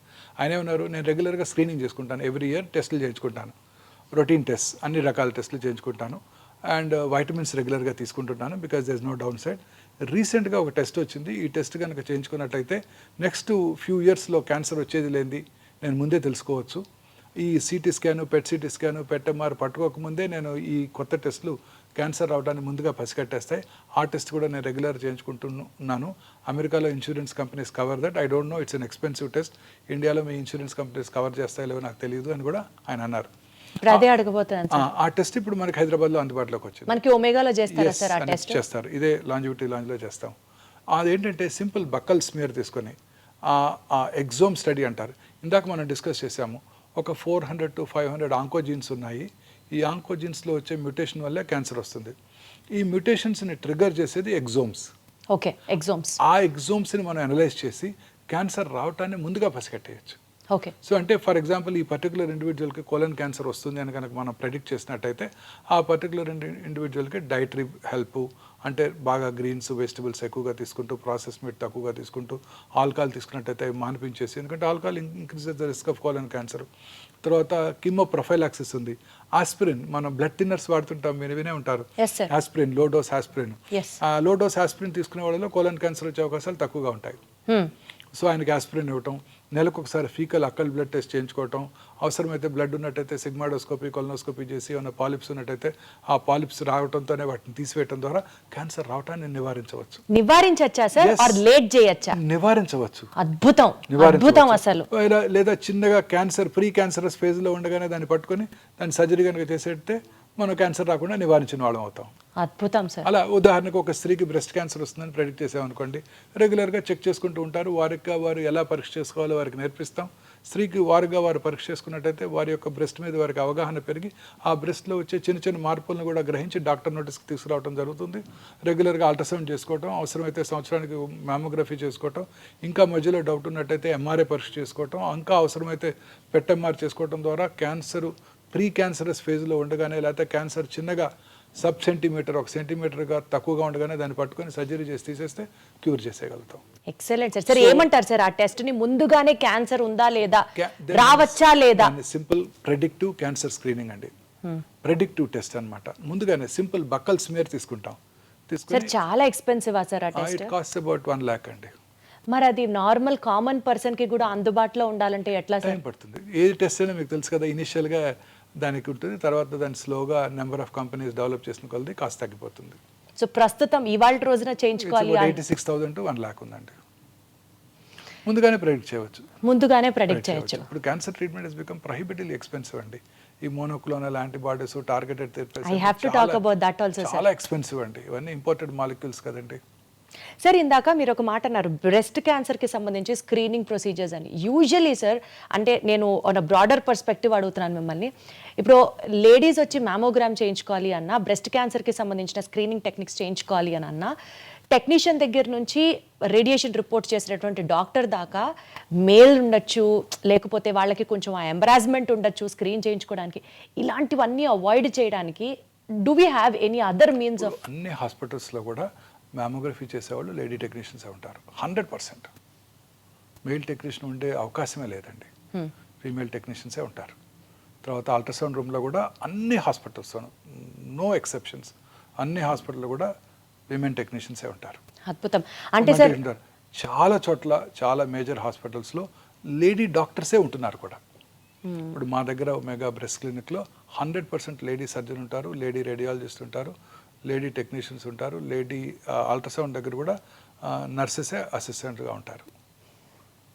100%. సో ఎస్పెషల్లీ ఆడవాళ్ళకి సంబంధించి ఈ బ్రెస్ట్ క్యాన్సర్, సర్వికల్ క్యాన్సర్ కి సంబంధించి కూడా ఎక్కడన్నా టెస్ట్ చేయించుకోవాలి, స్క్రీనింగ్ చేయించుకోవాలి అంటే ఫస్ట్ అక్కడ డాక్టర్స్ ఎవరు ఉంటారు? అయ్యో వాళ్ళకి ఇప్పుడు చూపించాలా అన్న ఒక చిన్న ఇన్హిబిషన్ తో ఆగిపోతూ ఉంటారు. అన్ని హాస్పిటల్లో లేడీ డాక్టర్సే ఉంటారండి, అన్ని మేజర్ హాస్పిటల్స్లో కూడా. సార్ ఈ మధ్య కాలంలో రీసెంట్ ఇన్సిడెంట్స్, బ్రెస్ట్ క్యాన్సర్ ఎట్లయితే రేట్ పెరిగిపోయింది అని వింటున్నామో, బాగా పెరిగిపోయింది అని, ఈవెన్ సర్వికల్ క్యాన్సర్ కూడా ఆడవాళ్ళలో ఎక్కువగా వింటున్నాం సార్. అవునండి, సర్వైకల్ క్యాన్సర్ ఇన్సిడెన్స్ తగ్గుతుందండి ఇప్పుడు.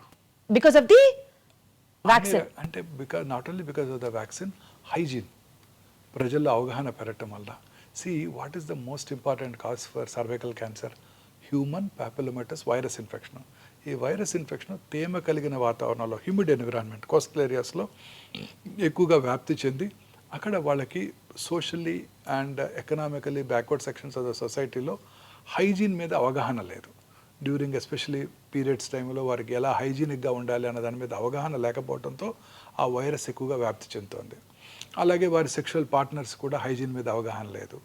చాలామందిలో మల్టిపుల్ సెక్షువల్ పార్ట్నర్స్ కూడా ఉండొచ్చు. వాళ్ళలో ఈ క్యాన్సర్ ఇన్సిడెన్స్ ఎక్కువ. ఇప్పుడు ఇవన్నీ కూడా బాగా తగ్గిపోయాయి. హైజీన్ మీద అందరికీ అవగాహన ఏర్పడింది. స్కూళ్ళలోనే పీరియడ్స్ టైంలో ఎటువంటి హైజీనిక్గా ఎలా ఉండాలో నేర్పుతున్నారు. శానిటరీ నాప్కిన్స్ అందుబాటులోకి వస్తున్నాయి అందరికీ కూడా.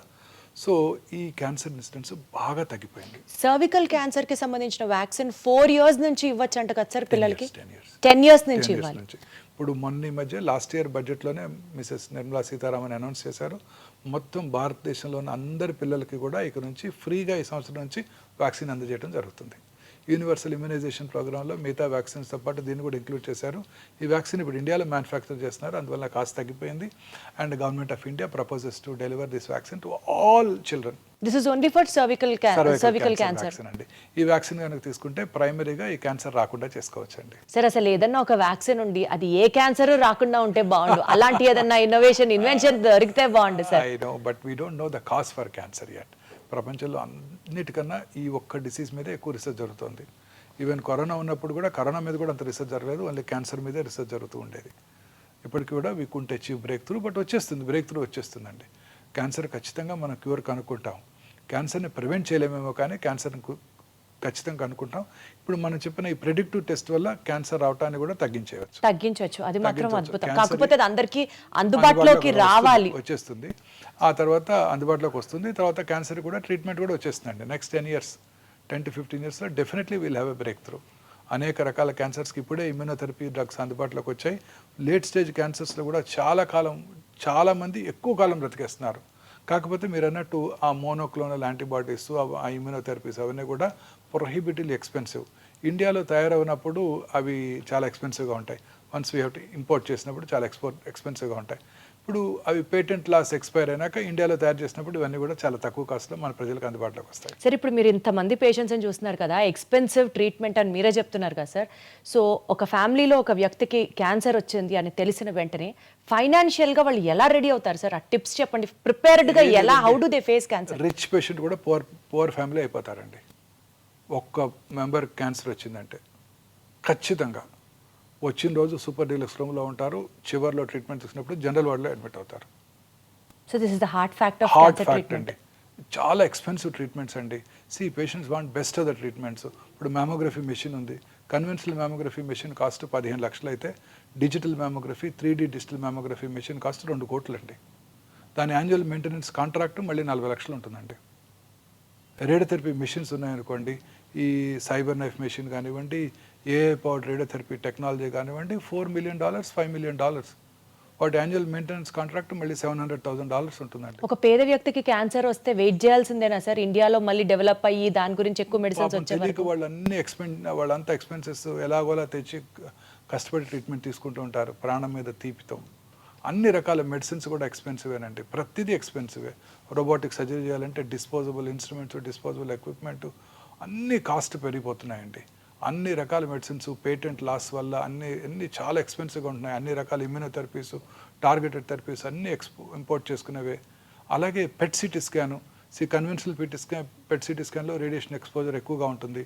Digital PET scan machine, conventional PET CT scan machine 5 to 6 crores అయినట్టయితే digital PET scan machine 14 to 18 crores అవుతుంది. On top of it annual maintenance contract సంవత్సరానికి అది పెరిగిపోతుంటుంది. అండ్ ఎన్నాళ్ళు వాడగలం each machine? Not more than 10 years. 10 yearsలో మళ్ళీ replace చేసేయాలి. ఇంత కాస్ట్లీ ట్రీట్మెంట్ ఇప్పించినా సరే, సర్జరీ చేసినా సరే, తిరిగి మళ్ళీ క్యాన్సర్ రెమిషన్ నుంచి ఉంటుందా లేదా, తిరిగి వస్తుందా లేదా, తిరిగి రాదా అని చెప్పడానికి కూడా గ్యారంటీ లేదు. ఇందాక చెప్పాను కదండి, the unpredictable biological behaviour of the tumour makes the most predictable treatment unpredictable. అంటే సార్ అసలు క్యాన్సర్ మనిషికి రానేకూడదు. మనం అనుకునే కోరిక అదొక్కటే. చాలా ఎక్స్పెన్సివ్ అండి. Treatment is very expensive. ప్రజలు తిట్టుకుంటూ ఉంటారు డాక్టర్స్ని, బట్ వాళ్ళే బెస్ట్ ట్రీట్మెంట్ కావాలనుకుంటూ ఉంటారు, వాళ్ళే అడుగుతారు. అంటున్నారు కదా సార్, ఏదో కీమోథెరపీలో గేమ్ చేంజర్స్ వచ్చేసాయి, ఇమ్యూనో టార్గెటెడ్ థెరపీస్ అంటే అసలు game changers, but they are very expensive. Very expensive. They are beyond the reach of a rich man. And ఎన్నాళ్ళు వాడాలి? వాడుతూనే ఉండాలి. అదేమి ఒక 6 కోర్సులు వాడి ఆపేస్తే ఇంకా వాడు బతికేస్తారు అనుకుంటే వాడేస్తారు. ₹1 కోటి ఖర్చు పెట్టండి మీకు క్యూర్ అవుతుంది అనుకుంటే రెడీగా ఉంటారు చాలామంది. ఏమి గ్యారంటీ లేదే. మరి ఎట్లా సార్ ఒక పేదవాడికి క్యాన్సర్ వస్తే దిక్కేంటి సార్?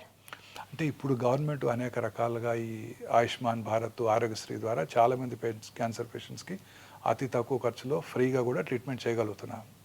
అదొక్కటే మనకి గ్రేటెస్ట్ అసెట్. సార్ నాకు ఒకటి అనిపిస్తుంది, చెప్పండి sir if I'm wrong or right. ఇప్పుడు మనకి ఈ ఇన్సూరెన్స్లు ఉంటాయి చూడండి సార్, క్యాన్సర్ ట్రీట్మెంట్కి ఇన్సూరెన్స్ ఇస్తారు. మీరు ఇందాక అర్లీ క్యాన్సర్ డిటెక్టివ్ టెస్ట్ చెప్పారు చూడండి, దానికి ఇస్తే చాలా మంది కనీసం చేసుకొని సిచ్యువేషన్ వర్స్ట్ చేయరు కదా సార్. వాటికి ఎవరు ఇన్సూరెన్స్, అన్ని రకాల క్యాన్సర్ ట్రీట్మెంట్స్ కూడా ఇన్సూరెన్స్ కవర్ అవ్వదు. అందులో చిన్న లెటర్స్లో పెద్ద పాలసీ సైన్ చేశారా మీరు? ఇన్సూరెన్స్ పాలసీ కట్టినప్పుడు ముందు ఇమీడియట్గా మీరు ఒక 50 lakhs 1 crore ఇన్సూరెన్స్ తీసుకోండి. చిన్నపిల్లలు మీకు ఇన్సూరెన్స్ ఇస్తారు. ఇప్పుడు పెద్ద వయసు వచ్చినాక 50 ఏళ్ళు వచ్చాక ఇన్సూరెన్స్ అడిగితే అంత అమౌంట్కి ఇవ్వని కూడా ఎవరు, ప్రీమియం చాలా ఎక్కువగా ఉంటుంది. పిల్లలు కాబట్టి మీకు ఇప్పుడు ఇస్తారు. అందులో చిన్న లెటర్స్, స్మాల్ లెటర్స్లో చాలా ఉంటాయి. అవన్నీ చదవకుండా మనం చివరిలో సంతకం పెట్టేస్తాం. అందులో చాలా ఉంటాయి. ఈ కీమోథెరపీకి ఇన్ని లక్షలు ఇస్తాము, టార్గెటెడ్ థెరపీ కవర్ చేయము, ఇమ్యూనోథెరపీ కవర్ చేయమని కూడా రాసి ఉంటున్నాయి చాలా రకాల ఇన్సూరెన్స్ బ్రోషర్స్లో. తెలియక సైన్ చేసి తీసుకుంటూ ఉంటారు. సో చాలామందికి ఆ ఇన్సూరెన్స్ ఉన్నా కూడా కవర్ అవ్వట్లేదు. సార్ భయం వేస్తాను సార్ ఒక్కసారి చెప్పాలంటే. క్యాన్సర్కి ఇంతే కవర్ చేస్తాం, కీమోథెరపీకి ఇంత, మీ లిమిట్ అయిపోయింది, సబ్ లిమిట్ ఇంతే. మీరు నాకు అన్నట్లు అసలు క్యాన్సరే రాకూడదు సార్. అంతే, ఏ ఎలిమెంట్ రాకూడదు. ఏ ఎలిమెంట్ రాకూడదు అంటే మనం ప్రశాంతంగా బ్రతకాలి. సార్ ప్రశాంతత, ఆ పాయింట్ దగ్గరికి వస్తున్నాను సార్. సంతోషంగా బ్రతకాలి, సంతోషంగా కాదు హ్యాపీగా బ్రతకాలి. ఏది ఏమైనా చెక్కు చెదరకూడదు. సార్ సంతోషం అన్న వెంటనే దాని ఆపోజిట్ గుర్తొస్తుంది. స్ట్రెస్ లేని లైఫ్ ఇవాళ లేదు కదా సార్. స్ట్రెస్కి, క్యాన్సర్ తిరిగి రావడానికి 20 to 30% కారణం స్ట్రెస్సే అని అంటున్నారు, నిజమేనా? అంతకన్నా ఎక్కువేనండి నా ఉద్దేశం, నా ఎక్స్పీరియన్స్లో. చాలా మంది ఇగ్నరెంట్ పేషెంట్స్ ఉంటారు. వారి హస్బెండ్ కొడుకో ట్రీట్మెంట్ తీసుకొస్తారు, హ్యాపీగా ట్రీట్మెంట్ తీసుకుంటారు, వెళ్ళిపోతారు. నన్ను అడుగుతారు బాగున్నానా డాక్టర్ అంటే, బాగున్నారంటే అంటే చాలా హ్యాపీ. సాయంకాలం ఇన్వెస్టిగేషన్ చేసి మీరు చాలా బాగున్నారమ్మంటే నన్ను మొక్కో లేకపోతే నాకు దండం పెట్టో వెళ్ళిపోతారు. చాలా హ్యాపీగా ఉంటారు. వాళ్ళకి ఏం తెలియదు, వాళ్ళకి అసలు ఎప్పుడు తిరిగి రాదు. చాలామంది భయపడుతుంటారు, చదివేస్తుంటారు. తిరిగి వస్తుంట కదా డాక్టర్ గారు, నాది ERPR నెగటివ్ క్యాన్సర్ అంట కదా, నాకు తిరిగి వస్తుందంట కదా అని భయపడుతుంటారు. వాళ్ళకి ఖచ్చితంగా తిరిగి వస్తుంది. సో ప్రశాంతంగా అన్ని రకాల జబ్బులకి కూడా సంతోషము, మానసిక ప్రశాంతత ముఖ్యం. క్యాన్సర్ ఉందని తెలిస్తే ఎలా సంతోషంగా ఉంటారు సార్? మీకైనా అదే నేను చెప్పేది అదే. అందుకే చాలా మంది పేషెంట్ మనం ప్రిపేర్ చేయాలి. ఎంత లేట్ స్టేజ్ అయినా పేషెంట్కి మీరు చెప్పక్కర్లేదు. నా ఉద్దేశం అదే. నేను చాలాసార్లు అసలు ఎవరికి చెప్పను, అన్లెస్ వాళ్ళ రిలేటివ్స్ ఇన్సిస్ట్ చేస్తే తప్ప పేషెంట్కి చెప్పను. సో ఏం పర్లేదు, తగ్గిపోతుంది అనే ధైర్యం చెప్తాను. మీకు నిజం తెలుసు, నాకు తెలుసు, వాళ్ళ అటెండ్ ఫ్యామిలీ మెంబర్స్కి కూడా తెలుసు. కానీ అలాంటి వాళ్ళే they do very well. So మీరు నేను కూడా ప్రశాంతంగా ఉండాలి. మానసికంగా మనం ప్రశాంతంగా ఉంటే ఏ జబ్బులు రావు. ప్రశాంతత ఎక్కడ దొరుకుతుంది సార్? కేజీ ఎంత సార్ ప్రశాంతత? అది సంపాదించుకోగలటం మన గొప్పతనం మేడం. ఏది ఏమైనా మనం మాత్రం హ్యాపీగా ఉండాలి. ఎలాంటి ఆపద వచ్చినా మనం ప్రశాంతంగా ఉంటే దాన్ని గెలవచ్చు. సో ఉదాహరణకి చాలాసార్లు మీరు క్రికెట్ మ్యాచ్ చూస్తుంటారు, లాస్ట్ ఓవరు ఎవరు ప్రశాంతంగా ఆడితే వాళ్ళే గెలుస్తారు కదా. 20-20. మీరు ఎట్లా ఉంటారు sir despite of all so many stresses daily? మీ ప్రశాంతంగా మీరు ఏం చేస్తారు every day to be so peaceful? See, you have to be at this age. I'm 60 now. I crossed 60. నాకు ఇంకేం ఆందోళన ఉందండి? But otherwise also, sir, I've achieved whatever I wanted. I don't want anything else. I'm doing my job. I do రెగ్యులర్గా నా food మంచిగా చక్కగా తీసుకుంటాను. అన్ని రకాలుగా హ్యాపీగా ఉన్నాను. నాకు ఏ ప్రాబ్లమ్స్ లేవు. చాలాసార్లు నాకు ఇబ్బంది వచ్చేది, పేషెంట్కి సర్జరీ చేసాక ఏమైనా కాంప్లికేషన్స్ వచ్చాయనుకోండి, వాళ్ళు పెట్టే బాధే నాకు బాధ, లేకపోతే ఏముండదు. అన్ని రకాలుగా చెప్తాము. కొన్ని రకాల మేజర్ సర్జరీస్ చేసినప్పుడు కాంప్లికేషన్స్ రావచ్చు. కాంప్లికేషన్ రాకుండా ఏ సర్జన్ కూడా సర్జరీ చేయలేరు. ప్రపంచంలో బెస్ట్ ఆఫ్ ద టీమ్స్కి మేయో క్లినిక్లో అయినా రాయల్ మాస్టన్ హాస్పిటల్ అయినా కాంప్లికేషన్స్ వస్తాయి సర్జరీ తర్వాత. పేషెంట్స్ ఆ కాంప్లికేషన్ వచ్చినప్పుడు రిలేటివ్స్ మాకు చాలా ఇబ్బంది పెడుతుంటారు. అలాంటి చిన్న ఇబ్బందులు తప్ప నాకు ఏ రకమైన ఇబ్బంది నన్ను అసలు బాధ పెట్టదు నన్ను. అంటే మీరు మెడిటేషన్ చేస్తారా sir everyday? My OP is my meditation. చెప్పాను కదా, 8 o'clock ఓపీలోకి వెళ్తే 1 వరకు టైమే తెలియదు నాకు. అసలు క్లాక్ ఉండదు. 1 o'clock రాగానే తెలుస్తుంది కొంచెం కడుపులో ఆకలేస్తుంటుంది. 1:15 అట్లా 1:15 అయి ఉంటుంది టైము. చూస్తే time 1:15. But otherwise also sir stress వల్ల క్యాన్సర్ రికర్ అవుతుంది అంటారా? స్ట్రెస్ వల్ల క్యాన్సరే వస్తుంది కూడా అంటారా? వల్ల అన్ని రకాల ఎలిమెంట్స్ ఇంక్లూడింగ్ క్యాన్సర్ వస్తాయండి. Coronary artery disease, cerebrovascular accident, cancer కూడా అన్ని రకాల జబ్బులకి స్ట్రెస్సే కారణం. మన ఇమ్యూనిటీ తక్కువ అవుతుంది. మనం ఎప్పుడైతే హ్యాపీగా లేనప్పుడో మన ఇమ్యూనిటీ తగ్గుతుంది. ఇమ్యూనిటీ తగ్గినప్పుడు ఈ మ్యూటేషన్స్ పైచేయి సాధిస్తాయి. They take upper hand. Coronary artery disease కానివ్వండి,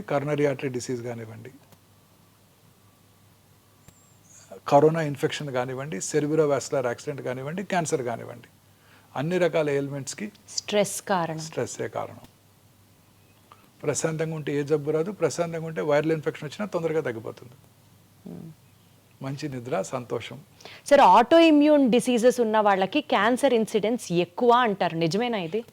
అలానే ఏం లేదండి. కొన్ని రకాల ఎలిమెంట్స్ ఉండొచ్చు, కానీ అంత స్పెసిఫిక్గా ఆటో ఇమ్యూన్ డిసీజ్ ఉన్న వాళ్ళకి క్యాన్సర్ వస్తుందని ఏం లేదు. బికాజ్ వాళ్ళలో ఆల్రెడీ రోగనిరోధక శక్తిని సప్రెస్ చేయబడుతూ ఉంటుంది కాబట్టి క్యాన్సర్ రావడానికి ఆస్కారం ఎక్కువ ఉంది అని అంటారు. ఆటో ఇమ్యూన్ డిసీజ్ అంటే మన బాడీలో ఉన్న ఇమ్యూన్ మెకానిజం మన ఓన్ ఆర్గన్స్ మీద అగెన్స్ట్గా పనిచేస్తాయి. మామూలుగా ఇప్పుడు ఉదాహరణకి ఒక ఇండివిజువల్కి కిడ్నీ ట్రాన్స్ప్లాంట్ చేసామనుకోండి. కిడ్నీ ట్రాన్స్ప్లాంట్ చేస్తే అవుతుంది, అది ఒక ఫారిన్ బాడీ, దాన్ని మన బాడీ రిజెక్ట్ చేస్తుంది. ట్రాన్స్ప్లాంట్ ఆర్గన్ రిజెక్ట్ చేస్తుంది. ఆ ట్రాన్స్ప్లాంటెడ్ ఆర్గన్ రిజెక్షన్ చేయకుండా ఉండటానికి వాళ్ళకి ఇమ్యూనోసప్రెసివ్ థెరపీ ఇస్తారు. కిడ్నీ ట్రాన్స్ప్లాంట్ తర్వాత కానీ, హార్ట్ ట్రాన్స్ప్లాంట్ కానీ, లివర్ ట్రాన్స్ప్లాంట్ తర్వాత కానీ. ఆ ఇమ్యూనోసప్రెసివ్ థెరపీ ఇచ్చినప్పుడు ఆ రిజెక్షన్ని మనం ప్రివెంట్ చేయగలుగుతాం. బట్ క్యాన్సర్స్ రావడానికి అవకాశం ఉంటుంది. Exactly sir. ఇప్పుడు ఒక పేషెంట్కి రియల్ ఇన్సిడెంట్ అనమాట. ఒక పేషెంట్కి మెలనోమా వచ్చింది. మెలనోమా వచ్చిన తర్వాత, మెలనోమా అంటే తెలుసు కదండి, స్కిన్ క్యాన్సర్. మెలనోమా వచ్చిన 20 yearsకి అంటే వచ్చి క్యూర్ అయిపోయింది ఆయనకి. 20 years తర్వాత he was brain dead. 20 years అయిపోయింది కదా, ఆయన కిడ్నీ తీసుకెళ్ళి ఇంకెవరికో ట్రాన్స్ప్లాంట్ చేశారు. మరి ట్రాన్స్ప్లాంట్ చేసినప్పుడు వాళ్ళకి ఇమ్యూనోసప్రెసివ్ థెరపీ ఇస్తారు కదండి. ఇమ్యూనోసప్రెసివ్ థెరపీ ఇచ్చినప్పుడు వాళ్ళకి మెలనోమా వచ్చింది.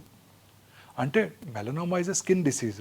ఆ మెలనోమా క్యాన్సర్ కణాలు ఆ పేషెంట్ యొక్క కిడ్నీలో ఉన్నాయి. డార్మెంట్గా 20 years ఉన్నాయి. ఎందుకంటే ఆయన రెసిస్టెన్స్ బాగుంది కాబట్టి.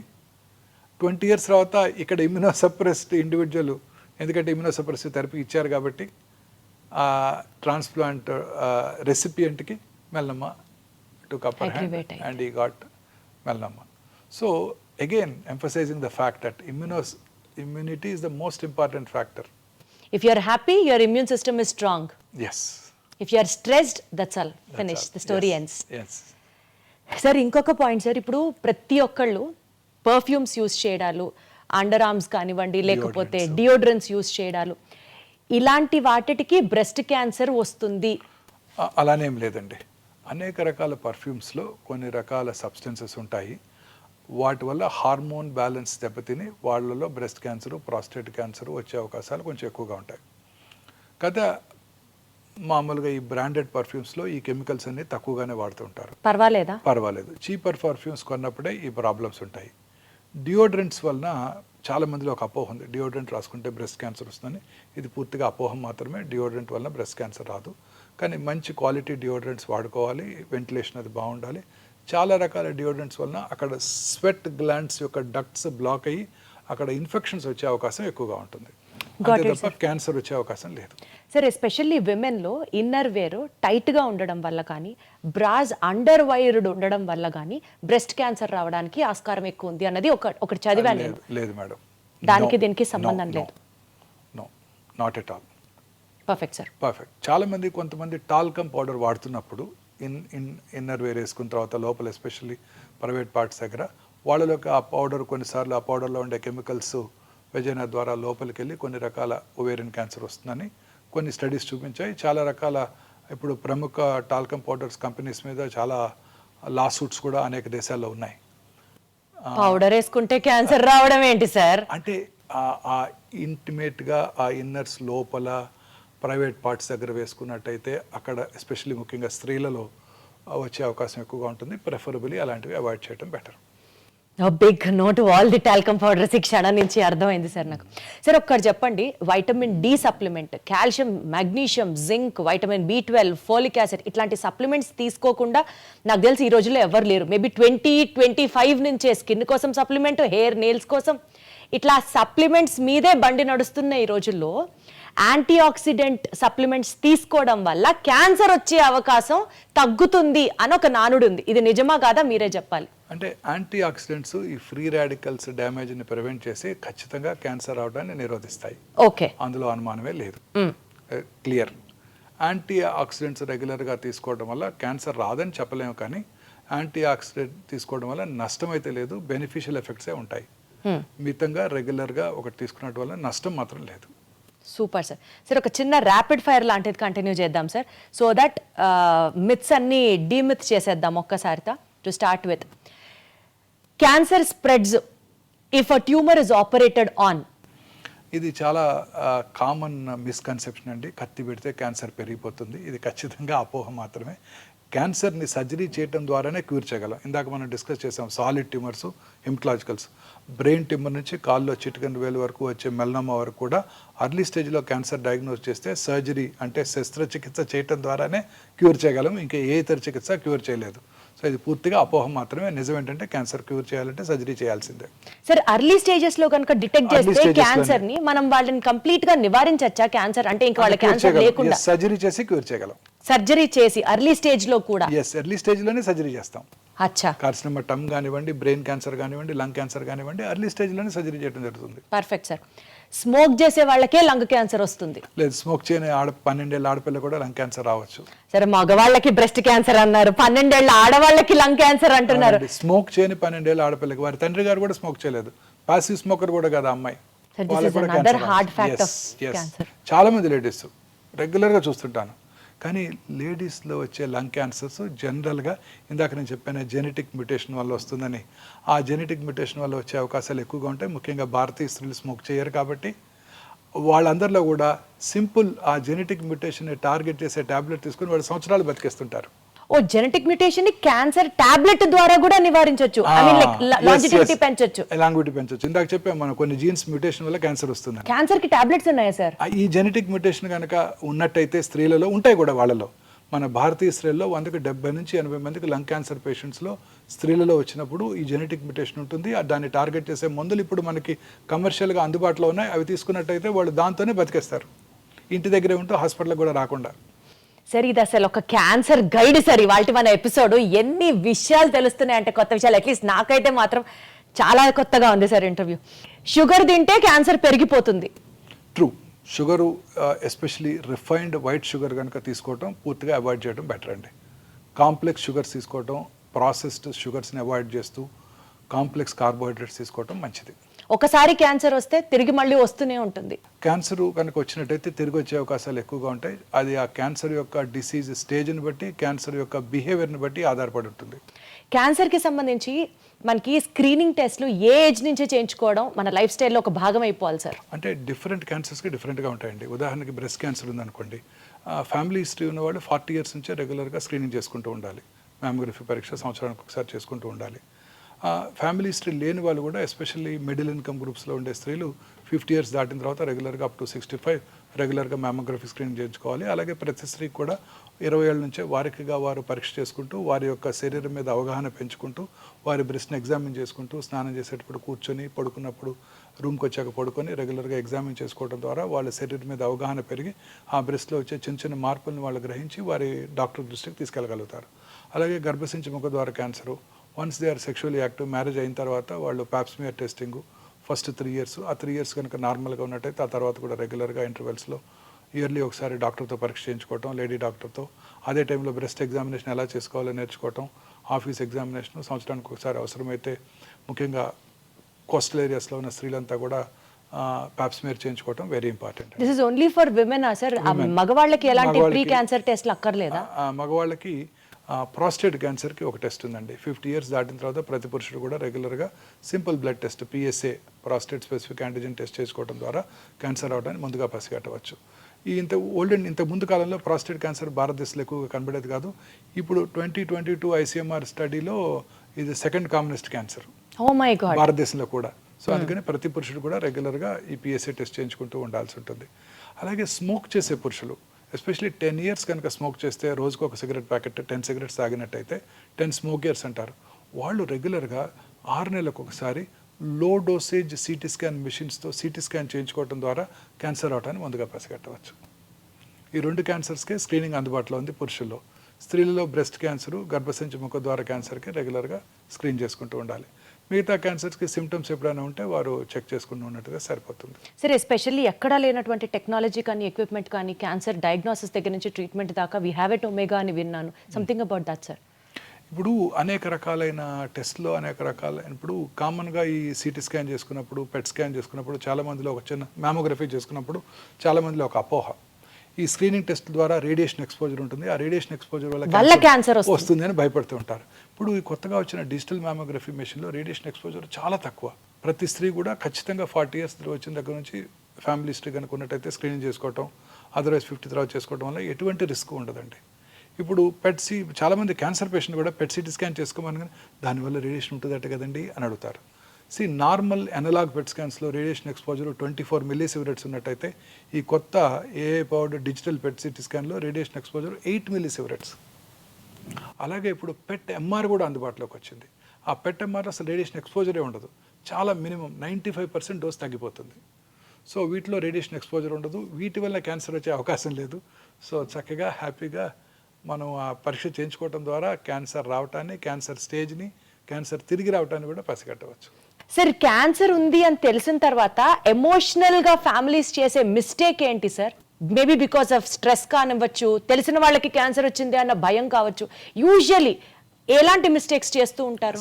క్యాన్సర్ పేషెంట్స్తో ప్రాబ్లం ఏంటంటే వాళ్ళు చాలా డిస్టర్బ్ అయిపోతారు. మీరు అన్నట్టు, మీరు మన ఫ్యామిలీ మెంబర్కే కాదండి, మన రోజు వాకింగ్కి వెళ్తున్నాం అనుకోండి, లేకపోతే నేను రోజు మార్నింగ్ ఎర్లీ మార్నింగ్ కార్లో వస్తుంటాను, నాకు ఎదురుగా ఒక 10 మంది వస్తుంటారు. ఆ 10 మందిలో ఎవరైనా ఒకళ్ళు ఈ మధ్య గత 10 ఏళ్ళలో ఒకళ్ళు రావట్లేదు. ఎందుకు రావట్లేదు? వాళ్ళకి ఏదో క్యాన్సర్ ఉంది తెలిస్తే ఆ మనిషి మనకు తెలియకపోయినా మనం డిస్టర్బ్ అవుతాం 2 రోజులు. అయ్యో ఆయన క్యాన్సర్ వచ్చిందంట. మనకే కాదు, మన నైబర్హుడ్లో ఎవరికైనా క్యాన్సర్ వచ్చినా మనం ఇమీడియట్గా డిస్టర్బ్ అవుతాం. ఈ ఎమోషనల్ ట్రామాలో పొరపాటున మిస్టేక్స్ చేసేస్తూ ఉంటారు కదా సార్? తప్పనిసరిగా ఈ ఎమోషనల్ ట్రామాలో వాళ్ళు చాలామంది ఫ్యామిలీ మెంబర్స్ ఉంటారు. ఒకళ్ళు ఒక చోటకి వెళ్దాం అంటారు, ఒకళ్ళు ఇంకో హాస్పిటల్కి వెళ్దాం అంటారు, అలా ట్రీట్మెంట్ డిలే చేసేస్తుంటారు. తర్వాత కొంతమంది అసలు అలోపతి ట్రీట్మెంటే వద్దు, మనం న్యాచురోపతి ట్రీట్మెంట్కి వెళ్దాము, అది ఎఫెక్టివా సార్? ఏముండదండి. షిమోగాకి వెళ్దాం, షిమోగా మెడిసిన్ తీసుకుందాం, లేకపోతే ధర్మస్థల వెళ్దాం, ధర్మస్థల మెడిసిన్ తీసుకుందాం, టిబెటిన్ మెడిసిన్ తీసుకుందాం. ఇలాంటివన్నీ కూడా ఎక్కువైపోతున్నాయండి. చక్కగా క్యాన్సర్ ట్రీట్మెంట్ తీసుకుంటున్న వాళ్ళు కూడా, చక్కగా క్యూర్ అవుతున్న వాళ్ళు కూడా ఇవన్నీ వేస్ట్, ఇవి తీసుకున్నా కానీ తిరిగి వస్తుంది, మా ఇంటి పక్కన ఆయనకు తిరిగి వచ్చింది, వాళ్ళు షిమోగా వెళ్ళి వైద్యం చేసుకున్నారని అక్కడికి వెళ్ళి ఈ ట్రీట్మెంట్ మానిపించి అక్కడ తీసుకెళ్ళి వైద్యం చేస్తుంటారు. అంటే వాళ్ళకేదో వీళ్ళ మీద కోపంతో కాదు, వాళ్ళకేదో ఇతనికి హెల్ప్ చేద్దామని ఆశతో. పైగా ఈ ట్రీట్మెంట్ అంతా కొంచెం ఎక్స్పెన్సివ్గా ఉంటుంది అలోపతి వైద్య విధానంలో. సో వాళ్ళు తట్టుకోలేరు, పేదవాడు కదా, ఇతను షిమ్మగా తీసుకెళ్తే అక్కడ తక్కువ ఖర్చులో వైద్యం అయిపోతుంది అని అక్కడికి వెళ్తూ ఉంటారు. ఇది ఖచ్చితంగా డెఫినెట్గా క్యాన్సర్ క్యూర్ అయ్యే అవకాశాలు బాగా తగ్గిపోతాయండి. సో క్యాన్సర్ ట్రీట్మెంట్లో బ్రేక్ రావటం, క్యాన్సర్ ట్రీట్మెంట్ని నిలిపివేసి ఇతరత్ర ఆల్టర్నేటివ్ ట్రీట్మెంట్స్ తయారు చేయడం, ముఖ్యంగా ఇండియాలో ఫినాన్షియల్ ప్రాబ్లమ్స్ ఏనండి. వేరే ఆల్టర్నేటివ్ మోడ్స్ ఆఫ్ ట్రీట్మెంట్ కోసం డిపెండ్ ఫినాన్షియల్ ప్రాబ్లమ్సే. ఇది ఎక్స్పెన్సివ్గా ఉంటుందని ఒక అపోహ కూడా ఉంది. అన్ని క్యాన్సర్ ట్రీట్మెంట్స్ ఎక్స్పెన్సివ్గా ఉండవు. ఎక్స్పెన్సివ్ ట్రీట్మెంట్ అందుబాటులో ఉంటుంది, చీపర్ ట్రీట్మెంట్స్ అందుబాటులో ఉంటాయి. మీరు కారు కొనుక్కోవాలంటే అందరూ 50 లక్షలు పెట్టి బెంజ్ కారు కొనుక్కోకర్లేదు, 2 లక్షలకి మారుతి కారు కూడా లభ్యం అవుతుంది కదా. అర్లీగా డిటెక్ట్ చేసి డాక్టర్ దగ్గరికి రాగలిగితే, డాక్టర్ హెల్ప్ తీసుకుంటే అర్లీగా కనుక డిటెక్ట్ అయితే తక్కువలోనే అయిపోవచ్చు కదా సార్. సార్ అసలు ఎట్లా తెలుస్తుంది sir science and symptoms of cancer ఏంటి చెప్పండి? అదే మెయిన్ ప్రాబ్లం అండి. Cancer is a silent killer. Symptoms ఏమి కలిగించదు. చాలాసార్లు లేట్ స్టేజ్లోనే సిమ్టమ్స్ వస్తాయి. చిన్న చిన్న సిమ్టమ్స్ ఉంటాయి, అవి జనరల్గా అందరూ నెగ్లెక్ట్ చేస్తారు. ఏంటి సార్ అలాంటి ఒక 5 to 7 సైన్స్ చెప్పండి. ఉదాహరణ పైనుంచి కిందకి వెళ్దాం. Brain headache, early morning headache వచ్చింది అనుకోండి ఎవరికైనా, అది అశ్రద్ధ చేయకూడదు. ఇంటెన్సిటీ పెరిగిపోతుంది అనుకోండి రెగ్యులర్గా, అశ్రద్ధ చేయకూడదు. పొద్దున్నే 3 గంటలకి హెడేక్తో నిద్రలేగుస్తున్నాం అనుకోండి, అది అశ్రద్ధ చేయకూడదు. హెడేక్తో పాటు వామిటింగు, మెమరీ లాసు, ఫిట్స్ రావడం ఉంటే ఖచ్చితంగా అది బ్రెయిన్ ట్యూమర్ని సూచిస్తుంది. కొన్ని ఫంక్షనల్ అబ్నార్మాలిటీ, సడన్గా జ్ఞాపక శక్తి తగ్గిపోవటం, జ్ఞాపక శక్తి తగ్గిపోవటం, విజన్ డిస్టర్బెన్సెస్ రావటం, ఇవన్నీ కూడా బ్రెయిన్ ట్యూమర్ లక్షణాలు. చిన్న చిన్న ఎరుపు తెలుపు మిళితమైన ప్యాచెస్ రావటం ఓరల్ క్యావిటీలో, నాలుగు మీద కానివ్వండి, బక్కల క్యావిటీలో కానివ్వండి.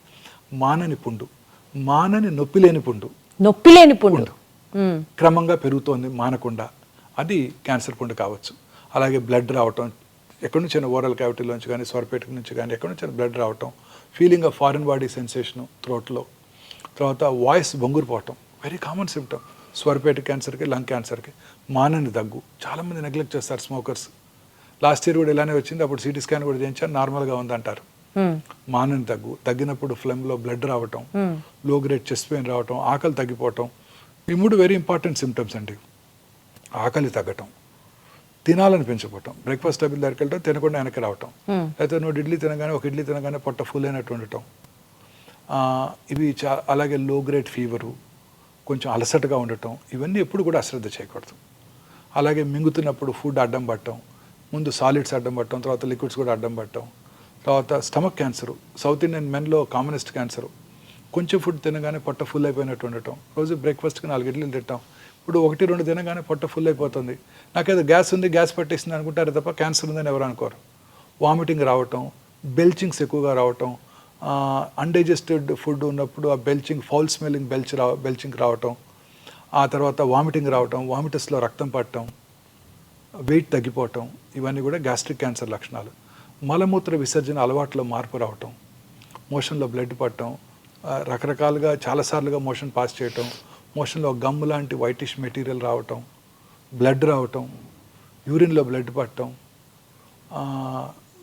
ఇంటర్మెన్స్ట్రల్ బ్లీడింగ్, పీరియడ్స్ కాని టైంలో బ్లడ్ రావటం, పోస్ట్ కాయిటల్ బ్లీడింగ్ ఉండటం, low grade lower abdominal pain, గర్భసించ ముఖద్వార క్యాన్సర్ లక్షణాలు. బాడీలో ఎక్కడైనా ఏదైనా లంపు క్రమం తప్పకుండా పెరిగిపోవటం, నొప్పి లేకుండా ఉండటం, పుట్టుమచ్చలు ఎస్పెషల్లీ పుట్టుమచ్చలో సైజు ర్యాపిడ్గా పెరగటం, ఫ్లేక్స్గా పెల్సులుగా ఊడిపోవటం, కలర్ మారటం, ఇర్రెగ్యులర్గా తయారవటం, పుట్టుమచ్చ నుంచి పుండు పట్టడం, బ్లడ్ రావటం, ఇవన్నీ కూడా పుట్టుమచ్చలు క్యాన్సర్గా మారుతున్నాయని మనం గ్రహించాలన్నమాట. మీరు చెప్పిన ఈ కామన్ సిమ్టమ్స్ యూజువల్లీ అవాయిడ్ చేసేవే సార్. కొంచెం అరక్కపోయినా ఈ రోజు అరగలేదులే అనుకుంటాం, కానీ అమ్మో ఇక్కడ ఏదో ఉంది అని అయితే నెగ్లెక్ట్ చేస్తాం. లూజ్ మోషన్స్ అవుతాయి, కాన్స్టిపేషన్ వస్తుంది, లాస్ట్ వీక్ వెళ్ళి బావర్చీలో తిన్నాం అందువల్లనే వస్తుంది, ఆమె వీక్ డిసెంట్రీ అనుకుంటారే తప్ప క్యాన్సర్ ఉందని అనుకోరు. బ్లీడింగ్ అవ్వగానే హెమరాయిడ్స్, పైల్స్ లాస్ట్ ఇయర్ కూడా ఎలా ఉన్నాయో కొన్నిసార్లు తగ్గిపోతుంది అనుకుంటారే తప్ప అశ్రద్ధ చేస్తారు. అశ్రద్ధ చేసినా మాక్సిమం సార్ 1-2 days చూసి తర్వాత ఇమ్మీడియట్గా డాక్టర్ దగ్గరికి వచ్చేయడమే కదా. ఎనీ సిమ్టమ్ అండి పర్సిస్టెంట్గా ఉన్నట్టయితే, బ్లీడింగ్ అవుతూనే ఉంది గత వారం రోజులుగా 15 రోజులుగా అంటే అశ్రద్ధ చేయకూడదు. హెమరాయిడ్స్ ఉన్నాయి అనుకోకూడదు. ఒకవేళ వెళ్ళి డాక్టర్ చూపించుకొని హెమరాయిడ్స్ ఉన్నా ఆ హెమరాయిడ్స్కి ట్రీట్మెంట్ తీసుకోవాలి. ట్రీట్మెంట్ తీసుకున్నాక బ్లీడింగ్ ఆగిపోవాలి. చాలాసార్లు హెమరాయిడ్స్ ఉంటాయి, దానిపైన ఒక 5 సెంటీమీటర్ల దూరంగా క్యాన్సర్ కూడా ఉంటుంది. హెమరాయిడ్స్కి సర్జరీ చేయించుకుంటారు, అది మిస్ అవుతారు కూడా. సార్ ఇప్పుడు క్వశ్చన్ ఏంటంటే క్యాన్సర్ రాకుండా ఉంటే మనం ఏం చేయాలి సార్? మానసికంగా ప్రశాంతంగా ఉండాలి, సంతోషంగా ఉండాలి. రిఫైన్డ్ ఫుడ్స్ ఎక్కువగా తీసుకోకుండా ఫ్రెష్ ఫ్రూట్స్, వెజిటబుల్స్, గ్రీన్స్ రెగ్యులర్గా తీసుకుంటూ, రెగ్యులర్గా సన్ బేదింగ్, సూర్యరశ్మికి ఎక్స్పోజ్ అవుతూ, రెగ్యులర్గా ఎక్సర్సైజ్ చేస్తూ, లీన్ బాడీ మాస్ మెయింటైన్ చేస్తూ, దూరాలవాట్లకి దూరంగా ఉంటూ, ప్రాసెస్డ్ ఫుడ్స్కి, జంక్ ఫుడ్స్కి దూరంగా ఉంటూ, ప్రశాంతంగా సంతోషంగా నిద్రపోయినట్టయితే క్యాన్సర్ నుంచి దూరంగా ఉండవచ్చు. సార్ వారానికి 7 రోజులు 7 అలవాట్లు చెప్పండి సార్ మీరు. సో దట్ రోజుకి ఒక అలవాటు చేసుకున్నా ఆ మొత్తం వారం అదే అలవాట్లు ప్రాక్టీస్ చేస్తూ మన లైఫ్ స్టైల్గా మార్చుకుంటే క్యాన్సర్ని మనం ప్రివెంట్ చేయొచ్చు అంటే ఏం చెప్తారు సార్? ఇప్పుడు చెప్పిన అన్ని ఎవ్రీ డే వన్ కొత్త హ్యాబిట్ నేర్చేసుకోవటమే. Wonderful sir. సార్ ఆడియన్స్కి ఒక piece of advice from your end, క్యాన్సర్ని దూరంగా పెట్టడానికి కావచ్చు, క్యాన్సర్ మీద అవగాహన రావడానికి కావచ్చు, మీరు ఇచ్చే సలహా ఏంటి సార్? ఏ చిన్న సిమ్టమ్స్ని కూడా అశ్రద్ధ చేయొద్దు. మన బాడీలో వచ్చే ప్రతి మార్పుని గమనించండి. మీ దగ్గరలో ఉన్న మీ ఫ్యామిలీ ఫిజిషియన్ని కలవండి, ఆంకాలజిస్ట్ని కలవాల్సిన అవసరం లేదు. మీ ఫ్యామిలీ ఫిజిషియన్ దాన్ని కరెక్ట్గా ఐడెంటిఫై చేసి అది రిపీటెడ్గా వస్తున్నట్టయితే వారే ఆంకాలజిస్ట్కి రిఫర్ చేస్తారనమాట. ప్రశాంతంగా ఉండండి, మానసికంగా ధైర్యంగా ఉండండి. మంచి ప్రాపర్ ఫుడ్ తీసుకుంటూ, ఫ్రెష్ ఫ్రూట్స్, వెజిటబుల్స్ రెగ్యులర్గా తీసుకుంటూ, రెడ్ మీట్, ప్రాసెస్డ్ ఫుడ్స్ తక్కువగా తీసుకుంటూ, ఫ్యాటీ ఫుడ్స్, బయట దొరికే ఫుడ్స్ తక్కువగా తీసుకుంటూ, రెగ్యులర్గా ఎక్సర్సైజ్ చేస్తూ, ముఖ్యంగా సన్లైట్కి ఎక్స్పోజ్ అవుతూ, లీన్ బాడీ మాస్ మెయింటైన్ చేయండి. దూరాల వాటికి ఖచ్చితంగా దూరంగా ఉండండి. సార్ అసలు ప్రశాంతంగా ఉండండి అని ఇంత ప్రశాంతంగా చెప్తున్నారు కదా సార్.